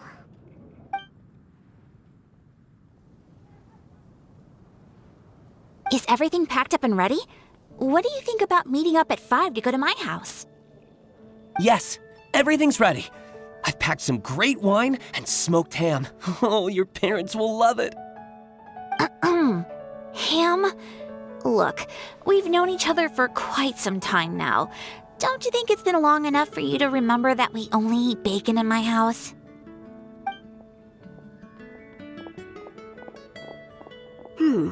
I must remember to get some milk today on my way home. Please, feel free to pay a visit to Cat's Tail anytime. Enjoying the scenery? Oh, Tone Deaf Bard! Are you here for some food as well? Oh, I can put something on your tab? Well, that's a pity. I already had a few drinks before coming here. I shall take you up on your kind offer another day. There should be no shortage of opportunities in the future. Anywho, you should be getting ready to thank me. I come bearing good news. What kind of good news? Behold!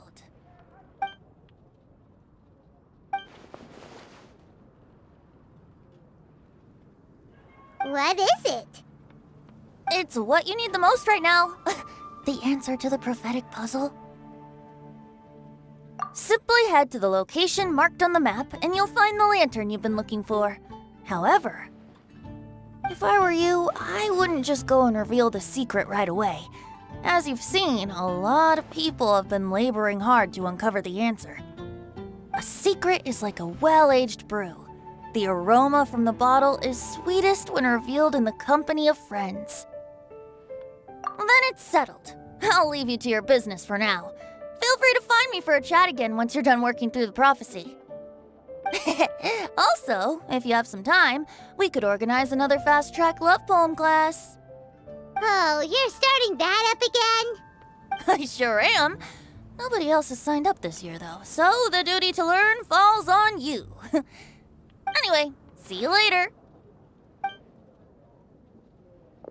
Venti always looks so relaxed whenever we run into him.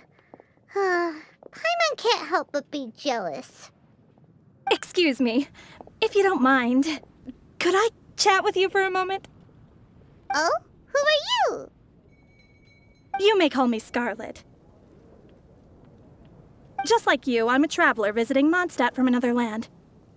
Mind if I buy you a drink? Leaving the door open for another time, I see. I can tell that you've dealt with a lot of people during your travels. You can tell? Well, we are very experienced adventurers after all. I can. That's why I tried to strike up a conversation with you in the first place. I was on my way to go shopping earlier when I overheard your conversation next to the crafting bench. From what I could gather, you are trying to investigate a bizarre prophecy? Yep, bizarre is definitely the word. Don't you think it sounds just like the kind of story that would happen in Mondsatt? Anyway, that's why I wanted to ask you a favor. If and when you manage to unravel the answer to the prophecy, could you let me know what it is? Not so much the prophecy itself, but Mondsatt as a nation. That's what I'm interested in. I was born in a distant land, but I have family and friends who once lived in Mondsatt for a long time. They said that it's a great place full of fairy tales and romance and recommended that I come for a visit. As it happens, someone I know has an anniversary coming up soon, so I figured this would be a good time to come here and see all the sights that she once saw. What do you think about Mondsatt so far? It certainly lives up to its name as the city of romance and freedom. We think so too. So, about the prophecy. Thank you. You're very friendly. It's been a real pleasure to meet you. I'll leave it to you then. Hope you continue to enjoy the city and have a wonderful day.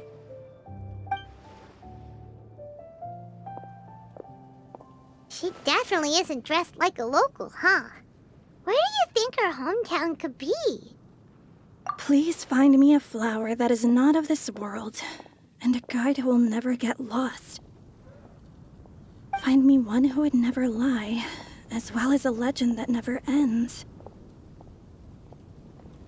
Huh?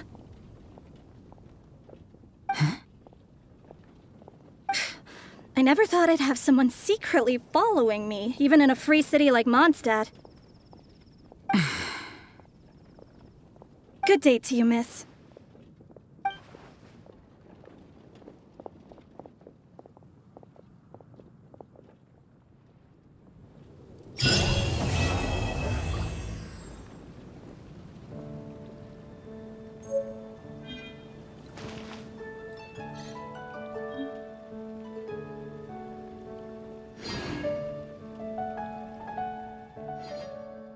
It's time! It's time! Let's go meet Sucrose and Collei at the crafting bench!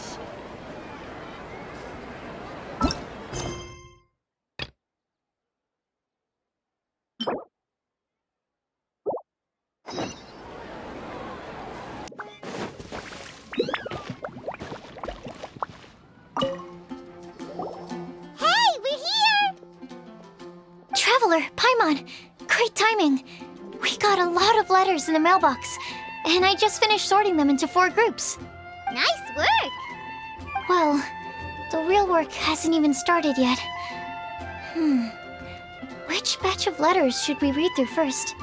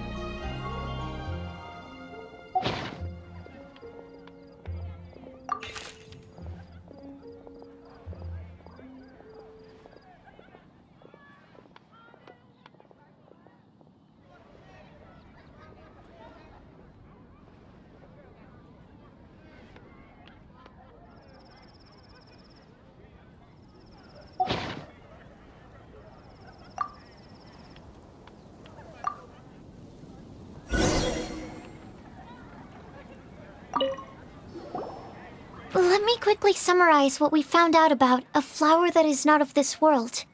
Tighnari believes that on closer examination it might be logically paradoxal, while Albedo says that his answer would be better discussed at length in person.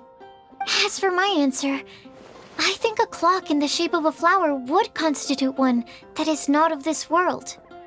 Here's what we've gathered regarding a guide who will never get lost.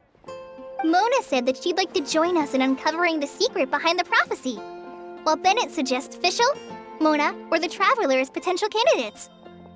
Mika didn't submit much, but he did draw a vegetation map for Master Tighnari and wrote up a dragon spotting calendar for Cyno. Amber also wrote in. She said that she sees herself as nobody's guide, but everybody's friend. As for one who would never lie, Rosaria removed herself from consideration, but both Razor and Cyno are willing to support us in our search.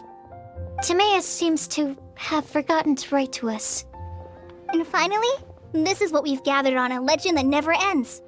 Collei said that her mom has a number of friends who like to write storybooks. Misa believes that legends live forever in people's hearts. I think that for a legend to be never-ending, it has to be filled with hopes and dreams and actively passed from one person to the next. So, what are the answers to the 4 riddles then? You're really smart, Paimon. I bet you can figure it all out in no time. Or, let's all share our thoughts on what we think the answers might be.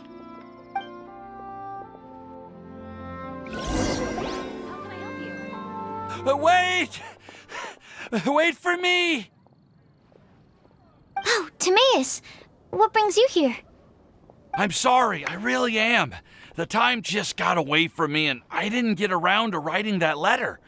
However, I'm happy to announce that I think I can be the one who would never lie. Huh? This is kinda sudden. Not that we don't trust you, Timaeus, but, could you elaborate a little after you catch your breath? Of course. Do you still remember the time I,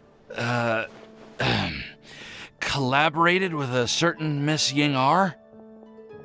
Well, basically, she helped me out a lot with my research into potion making once, and, well, we've stayed in touch through letters ever since. Wait, so Ying-ar is the girl from Liyue that Sucrose mentioned earlier? We always assumed you were hard at work every time we saw you at the crafting bench. So you've just been writing letters to Ying-ar the whole time? No, I mean, not all the time. I've done some work too. And anyway, our correspondence covers a lot of serious topics, like perfumes, potions, alchemy.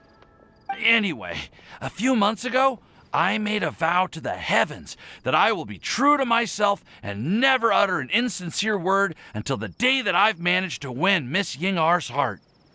So, at Star Snatch Cliff, you were picking Cecilia's as a gift for Ying-ar? Well, that's right. The Cecilia flower is said to represent a once wayward heart transformed by the power of love. I couldn't think of a better flower to give than that. I know full well that Miss Ying-ar is far more knowledgeable than I in both the ways of the world and the ways of our craft, but I thought I should make the effort for once and put myself out there. Which brings me to the subject of the last few days and the Windblume Festival. I thought it was time for me to invite Miss Ying-ar to Mondsatt.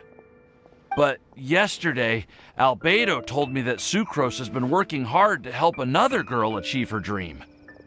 Huh? And when I went to take a look at our roster, I saw that she'd done my remaining work for me. I feel incredibly guilty. I've been spending all of my time in my own fantasy world while everyone else has been bending over backwards to help other people. How could I ever hope to be worthy of Miss Ying-ar's love if I'm so selfish? Oh, Timaeus. And that's why I've decided to join you. But then what about Ying-ar? Yeah, haven't you been planning this for over a month now? You said you were gonna invite her to Mondsatt. Well, yes, I did mention in my letters that I'd like her to visit, which is why I just sent her another gift with my hand-picked Windblooms, along with a handwritten letter. I explained that a matter of great importance has presented itself to which I must devote my full attention for the time being. As soon as it's resolved, I'll make haste to Liyue to pick her up in person. I made sure to package the gift and letter with the greatest care. All I can do now is hope that she'll understand. Point being, please know that I sincerely want to support you in this endeavor. Plus, I think I'm an honest person. As far as I recall, I don't think I've told a single lie in my life. Well, you certainly convinced Paimon with that speech. Don't worry, Timaeus. We won't let your determination go to waste. Thank you, Timaeus. Ah, thank you, everyone. I promise to do everything I can to help. Okay, so it looks like we found our one who would never lie. Great! Let's keep it up. On to the other three.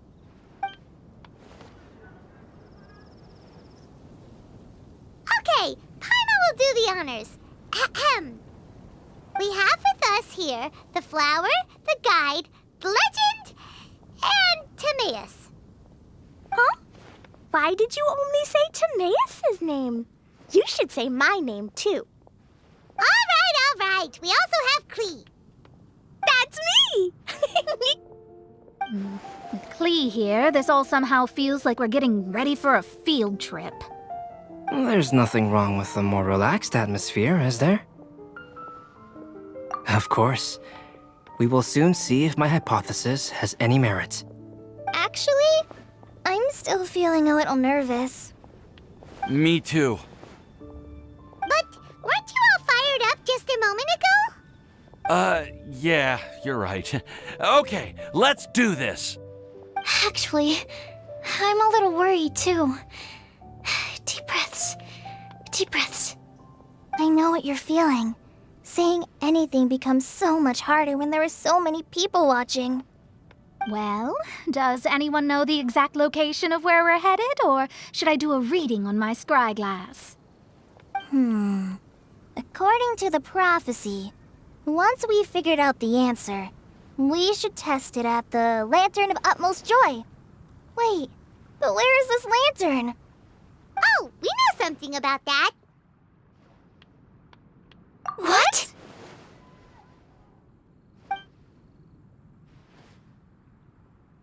Wow, that's amazing. You really know how to do everything under the sun. Then we'll let you lead the way. This is it! We're off to find the sacred location of the Lantern of Utmost Joy!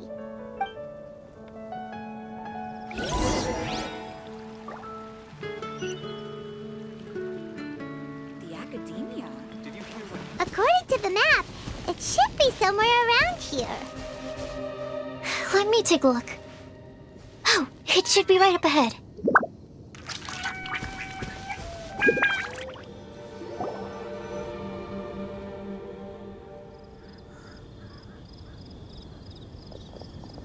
Aww, I don't see any lanterns here. Now that I think about it, the prophecy didn't say anything about what the Lantern of Utmost Joy actually looks like, right? Maybe we've overlooked something? Traveler, are you trying to figure out something else from the paper?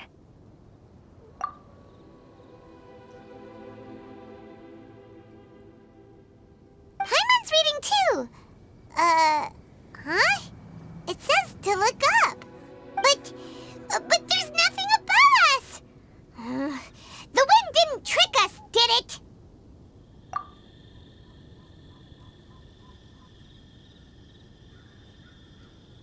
Place the squirrel on the back of the pointy-eared cat, and a pious puppy will open the doors to show you the way. Huh. Paimon read the whole thing out loud, but nothing's happening. Look! Look! The wind is blowing! What a strong wind current. Let's ride it up and see where it leads us. Huh? We'll have to fly up there? Can someone carry me with them? Here.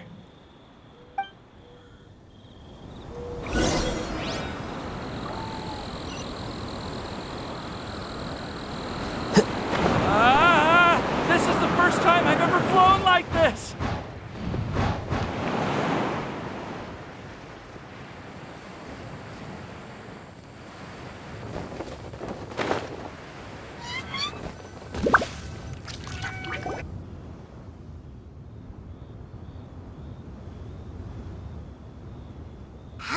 this little island get up here in the sky? Did somebody make it? Just to be safe, I've been jotting down our entire route here. This way, no one will get lost. Oh, good thinking, Collei. Huh. Who would have thought we'd find this kind of table here? Weird. It's almost as if someone was holding a tea party. I never would have guessed that such a place could exist. Right above Mondsadt, too. Wow, look at that pretty lantern on the table. There's even a chair for each side of the lantern, too. There seems to be something on the back of this chair. Let me have a closer look. Take your seat, present your answers, and you shall reach enlightenment. Well, as far as instructions go, I guess that's simple enough. So we just need to do as it says, right? Wait a second. Huh? What is it, Albedo? We'd better make sure this place is safe before taking our seats. Everyone, please stay clear for a moment. Well, all our questions and doubts aside, the scenery here is pretty amazing. It'd be impossible to feel stressed here. How is everything, Albedo? Everything seems to be fine. I didn't find any traps or suspicious mechanisms. But I also couldn't find any overt destructive devices. Huh? What do you mean? Well, it seems that wrong answers won't have any catastrophic consequences. Looks like we'll have to sit on these chairs and fulfill the prophecy. Everyone, I would like to suggest that we try some risky answers on our first attempt. Let's reserve our most confident answers for the second round.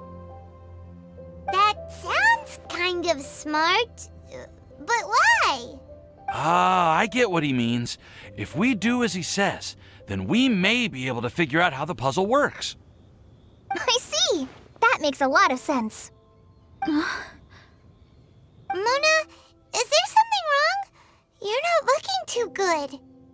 Oh, are you hungry? I brought some snacks. Thank you for offering, Klee, but that's not quite it.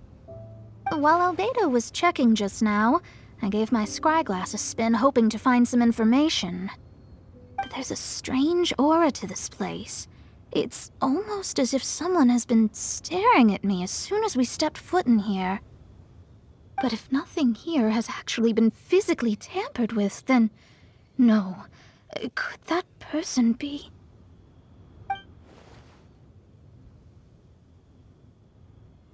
What do you mean, Mona? Who could it be?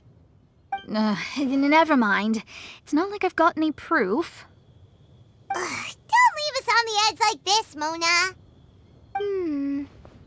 I'll just do what Albedo said. Yes, let's test the hypothesis together, Klee. Come on, join us, Mona. Oh, all right.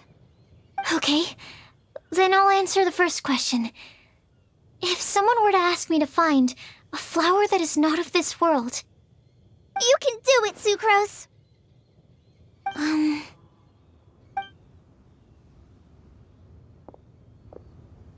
Then I would fetch a tetratanic sweet flower.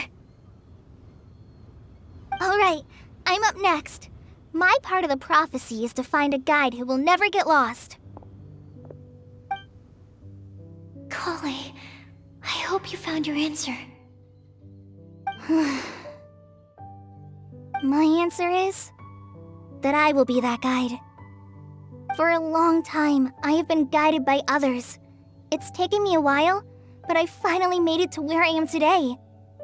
Although I still haven't made a name for myself, and I'm still quite immature, I would still like to put my name forward, because I would like to become a guide that can help others. I want to help others the same way Amber, Master Tighnari, Cyno, and everyone else helped me.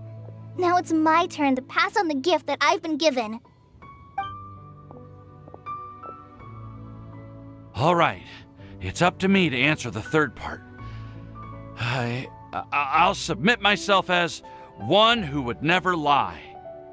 Although I've never really had any other virtues or talents, I'm confident that I've always been an honest person. I'd like to thank everyone, too, for giving me this opportunity to validate myself. And last but not least, I will answer the final part of the prophecy. There's no tale more befitting the title of a legend that never ends than our fates as human beings. Wait! The lantern just lit up! Whoa! All 4 sides of the lantern are glowing! Huh? But... Collei, could I ask you to stand up for a second? Oh, all right.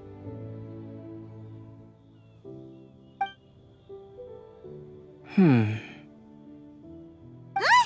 What's going on? Why is it lighting up regardless of who's sitting in the chair? Didn't it say we have to answer all the questions correctly? It's pretty clear now, isn't it? We've just proven that there is no right answer for this prophecy. No right answer?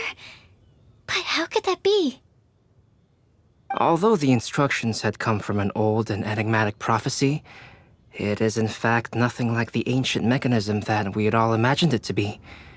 I believe the lantern only serves as a simple signal.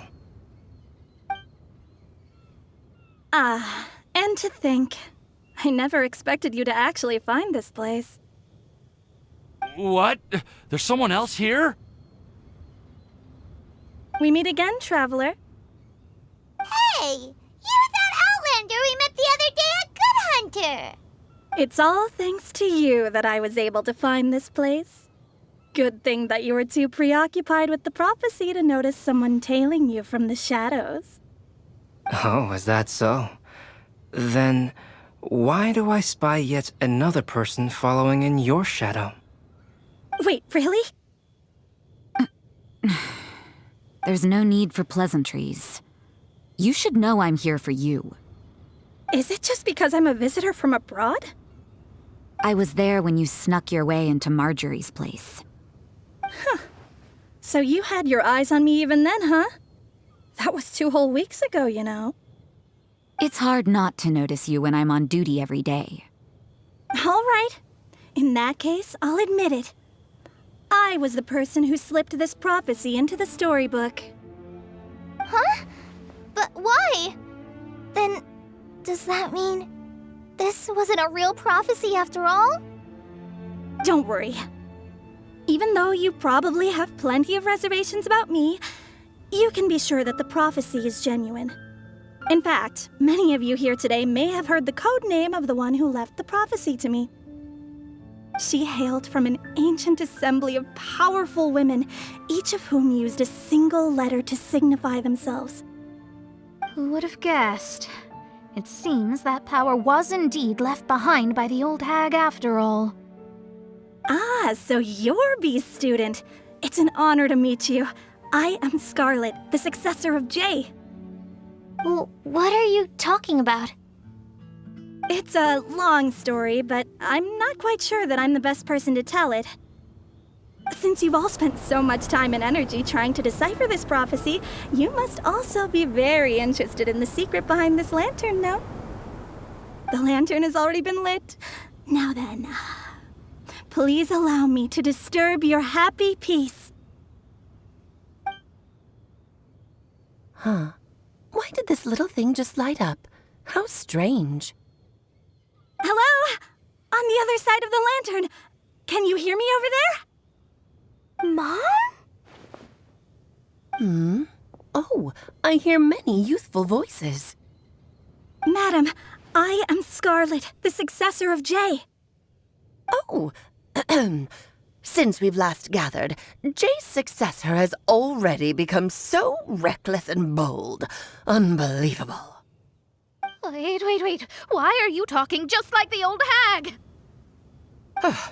Old hag? Who would dare say that? Is that Mona? Who are you? Who dares imitate my master? And what of imitation and mimicry? It has always been a fool's errand to mimic and learn from humanity. Aunt Alice, I'm here too. Mom, why are you trying to talk like other people? So I see everyone's here. Well then, my warmest greetings, everyone. Miss Alice, why would you... Well, it's been many years since this lantern last lit up. You can't blame me for thinking that one of the old friends from my youth may have decided to catch up again. Why she sounds so coy all of a sudden? And if I recall correctly, we left this lantern in the care of the Animo Archon Barbeloth. You must be commended for uncovering an artifact entrusted to the god of wind himself. Tell me, are you sitting around my beloved tea party table? It's a really long table. Oh, so you are. I suppose this means even the Animo Archon has granted you entry to this place. Was all of this Scarlet's doing? Wait. Paimon's completely lost now. So what was this assembly you were talking about earlier? Oh, Miss Alice, would it be all right to leave the explanation of that to you? Well, you should be rewarded for making it all the way up here and activating the lantern. Now then, let me tell you a long and ancient story. Ever heard of the Hexenzirkel? As the spooky name suggests, it's a secret society. Once upon a time, it even challenged the Animo Archon himself. But he replied, "Let us make music, not war, and resolve our conflicts through song." From then on, the mages would only ever convene in the woods, in the skies, or on the edges of cliffs. At these tea parties, they discussed their stories and secrets and resolved their differences, as the tea and cakes bore witness to their pledge never to fight amongst themselves. Yesterday, I snuffed out the life of my beloved. He had grown old and was extremely sick. He loved me dearly, so I took his fate in my hands and ended his pain. I'm raising a son. Of all the children I had, he's the only one left. But I suppose that still makes me a mother. My lifespan is nothing compared to yours, so I wish to leave you with my storybook. Actually, maybe you can pass it on to your children one day. Oh, this looks interesting. Let me scry. My dear sisters, we mustn't let prophecies threaten our bonds of friendship. Even the most frightening witch was once a little girl, and growing up can be so tough. Sometimes we all need to vent our troubles to the wind. Even if the nations go to war, or the sky falls down, the mages' tea parties shall forever be held around this table.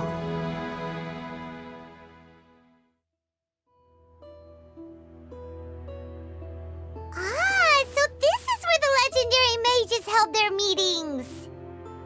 That's right. We often met here to chat and have tea. Then what about the part saying that if we light the lantern of utmost joy, we'd receive a supreme blessing? About that. I never expected anyone other than Jay to actually read the full contents of that prophecy. It's a little embarrassing. The truth is, that prophecy was actually just a letter that we sent to Jay as a group the day before her wedding. So it was indeed written by all of you. I must thank you for resisting the urge to immediately reveal the truth to everybody, Albedo. Knowing you, you probably figured out everything the moment you laid eyes on the message. No, it took me a little longer than that. A flower that is not of this world, a guide who will never get lost, one who would never lie, and a legend that never ends. These 4 descriptions signify 4 individual mages. When a member of the organization had to leave the group to spend the rest of her days with her beloved, the other mages would write down this prophecy and send it to her to invite her for a final get-together. A flower that is not of this world signifies, of course, flowers that do not naturally exist in this world. This is the signature of our full name, Rhinedottir, also known as Gold. If there's anyone in this world who could create a flower species that does not yet exist, it would be her. The guide who will never get lost is N, otherwise known as Nicole. You may not have encountered her yet, but she is a truly extraordinary woman who has made this world's direction and order her subject of study. Some of you may be fortunate enough to have already heard her voice. Like a prophetess, she will only speak to guide people toward the truth when a change has occurred in the world. She has a tendency to suddenly speak in someone's mind without any warning.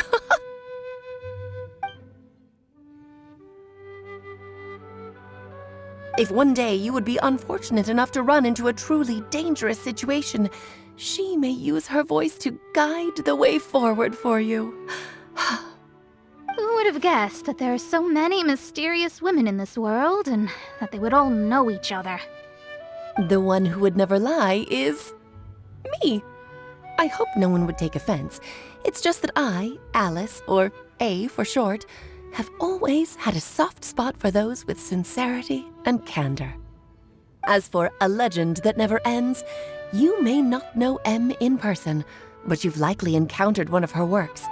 Have any of you ever read The Boar Princess? Huh?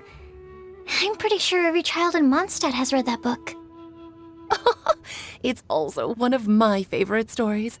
M was an exceptional human writer who used her prose to teach me the meaning of grief. Don't you think such a person would deserve a seat at the mage's table? Paimon's getting more and more lost. It may sound hard to believe, but I can attest to everything that Alice has said. Jay was also a mortal who aged and passed on, leaving her title to her students and followers. Alice, you've never acknowledged any of Jay's successors. It's now been centuries since the first of us took on her mantle. I've always wanted to meet you. Do you also want to become a mage? Title aside, I think I'm more interested in the meaning and purpose of the Hexenzirkel. I used to think that the Hexenzirkel was a group of women who could control the very fate of this world. But now, I've seen for myself that besides Jay, many other ordinary people were also among you. Do you think less of us now? No, not at all. My interest has been piqued, and I'm now even more drawn towards the idea of becoming a mage. You're right. I've never acknowledged any of Jay's successors, but you are different. You are much more fascinating than any of your predecessors. Oh, has someone finally piqued Aunt Alice's interest? Now is not a good time, Scarlet, but as soon as I am able, I will seek you out for a meeting. I want you to tell me all about Jay's married life back in her hometown. So the mage who received the prophecy letter from all of you was Jay? She left the Hexenzirkel after getting married? Precisely. There was only one way the letter could have been interpreted. She would have known what we meant as soon as she saw the message. We were just asking one thing of her. Please come to see us again. Before you go and settle forever with your happiness, please come share some of it with your best friends and sisters. So, the Supreme Blessing actually meant... All journeys are fleeting and will eventually come to an end. What will give us the most fulfillment and happiness in the end are those who will greet us at our journey's destination. Dear child, I believe you can also understand what I am talking about. We women will always have many troubles and encounter pains and frustrations that will keep us up at night. But no matter how hard things may become, we will cross mountains and oceans to see our best friends again, regardless of how many years have passed or how far the distance may be. As long as we can be with our beloved friends, our hearts will be filled with joy. To us mages, that's what being supremely blessed is all about. Oh. I still don't get it, but I do know that all the mages are Mom's best friends. If you ask how I see it, the Hexenzirkel is just a group of ladies that I spent my youth with. Anyway, I'll introduce some of the other members to you all later. I still have a few things to attend to, so this will have to do for today. Bye, Mom! Todoko says bye, too! Goodbye, darling, and farewell to all of our other friends as well. I'm sure we'll see each other again. Oh, now that I think of it, isn't it getting close to that time of year? Yes, it's Windblume again, Alice. It's also a special anniversary date. I'm sure you still remember. Yes, I do remember now. It was on this day many, many years ago that Jay tied the knot. Oh, just in time for the Festival of Love and Freedom. Everyone, please enjoy this year's Windblume Festival to the fullest.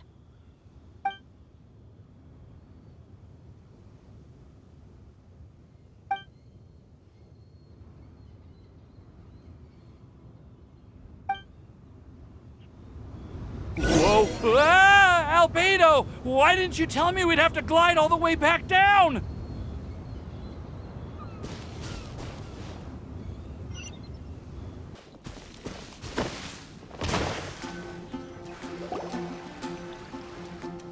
Oh.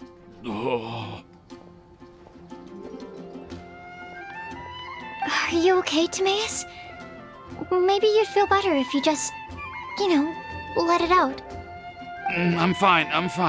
I'm just a little glider sick, that's all. You may want to look into getting your own gliding license when you have the time. It might prove helpful to you. Okay. Sure thing. It sounds like you've still got something on your mind. Why don't you tell us? We're all happy to listen. It's nothing, really. It's just... Well, Alice's story was really interesting and romantic. I won't argue about that. But still, the whole thing wasn't quite what I was hoping for. Of course, I didn't actually expect the supreme blessing to be real, but... Don't say that. None of this was your fault, Timaeus. Honestly, it's more on me for having agreed to be the Windblume Festival Special Ambassador. Had I not asked for everyone's help... If anything, it should be my fault for finding that prophecy. Oh, no. I didn't mean to blame the two of you either. I just feel like this whole adventure didn't really end on a high note, and we also didn't really get anything out of it. But I'd say we still learned something new. Well, that aside, Timaeus, you still need to go to Liyue to apologize to Yingar, right? Do you want Collei and I to accompany you? Oh, Miss Yingar. Well, I mean, I just really don't want her to get mad at me. Now that I've come back to my senses, I really don't know what I should do. Hey, you three? You may want to look over there. Huh? Miss Yingar? Oh, so that's Miss Yingar? I've never met her before. Yep, that's her. And she actually came all the way to Mondsatt. I am so sorry, Miss Yingar. But how did you... I mean... Are you so happy just to see me? Of course I am. I'm so happy that, I don't, Sorry, I don't know what to say. I was ready to give you a harsh scolding, but now that I've seen you like this, I suppose I could let you off the hook this time. You said you couldn't come to pick me up because of a very important matter, right? Well then, of course I had to come and find you instead. Should we go see how they're doing? Oh, I wouldn't. You'll get hit by a forest boar if you interrupt a couple's romantic conversation. Oh, really? We'll just leave them alone then.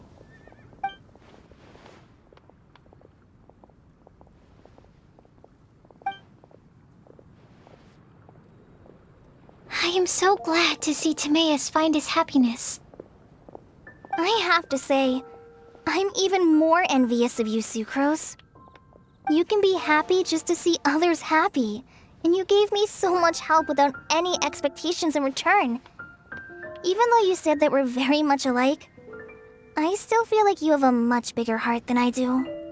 But if you say that, then I'd say I'm also nowhere near as brave or tenacious as you. I guess we have the same amount of positive qualities. They're just spread over different parts of our personalities. I've never visited Sumeru, or made many friends from outside of Mondstadt. I'm happy just to have met and become your friend. Maybe I'll get shy and flustered when I meet other people I don't know in the future. But that's okay too. Since we are so alike, you probably get what I'm trying to say. You just need to believe that all of your issues aren't really issues at all. But isn't it too late now for me to learn to accept myself? Well... Do you know anything about the blooming cycles of Cecilius? I may have read about that in a book before. That's a topic that my parents used to talk about back when they were still dating. Surprising, right? To think that people would talk about that while on a date. My mom brought it up at dinner one time last month. She called my dad the most boring man she knew, and said that he even turned up late to a date once, all with a smile on her face.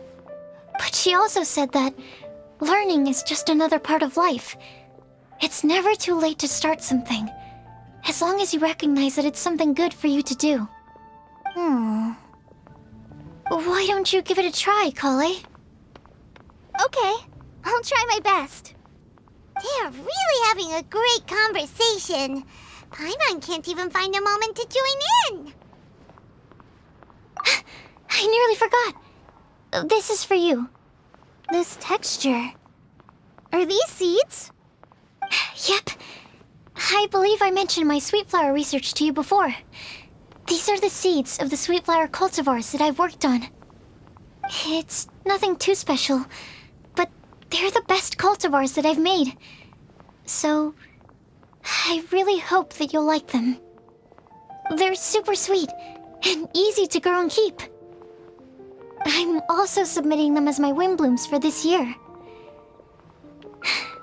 I wish that the Animo Archon could also see how lovely they are. Thank you. I'll plant them in the Avidia forest and take good care of them. Collei, please take these notes with you.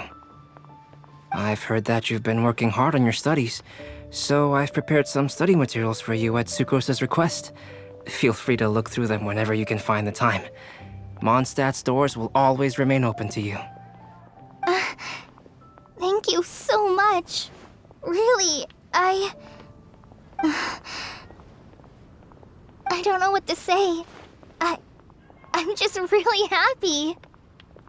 Sucrose, now's your chance. Didn't you want to collect a breath of joy? You're right. I almost forgot. Collei, can you exhale once into this test tube?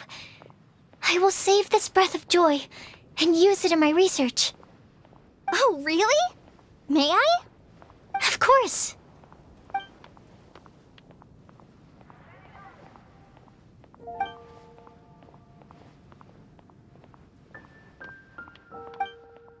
Huh? What was that? It was like a little cloud of happiness, but now it flew away.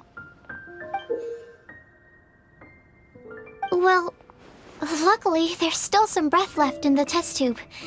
I'll seal it up for now. I'll keep working on it and let you know as soon as I have any breakthroughs in my research. Yeah, you can write to me. I'll be sure to respond as soon as I receive your letter. Oh, it looks like you found a new pen pal. Master Tighnari! Cyno! If your friendship was forged in a test tube, does that make you test friends forever? That's it. I think you've ruined Sumeru's reputation in Mondstadt beyond all hope of repair. All that matters is that I've enjoyed Mondstadt immensely. The dragon here possesses a majestic form. Oh, that reminds me. Traveler, this card back is for you. Cyno wanted you to have one for yourself. If I had to guess, I'd say he probably wants you to use it if you challenge him to a duel. I'm a master of the game. Do you dare challenge me? Can you believe this guy? Huh. Let's knock him off his high horse. Wait! I've got something to give you, too. Huh? Collei has a gift for us? Yeah! I figured I should follow local Mondsadt customs and prepared a few small things themed after the Windblume festival. I made these bookmarks from Sumeru roses at the hotel. I want to give them to Amber, Master Tighnari, and Cyno. During Windblume, Mondstadters offer flowers to the people most important to them. You three are family to me. But Tighnari said that we're not anything like an academic family. He wouldn't write joint papers with us. Well, in this case, we can consider ourselves as regular siblings. And that should be just fine. I agree. Oh, and here are some Padisara seeds as well. These are for the Traveler, Paimon, and everyone else from Mondstadt. Whoa, are these really for us? So, are these your chosen Windblooms? Mm-hmm, one of them. Both Padisauras and Sumeru roses are my Windblooms. Although they're not native to Mondstadt, they are the flowers that can best express my feelings. I want to give them to the people I feel thankful for. To those who I wish to accompany as we greet more seasons and future Windblooms together. The real blessing in life is when you are surrounded by people who you'd miss day and night, and who you'd want to see even if that meant crossing mountains and oceans to do so. I'm so happy to hear you say that. Sucrose, do you see that cloud over there? Huh? Doesn't it look just like your test tube?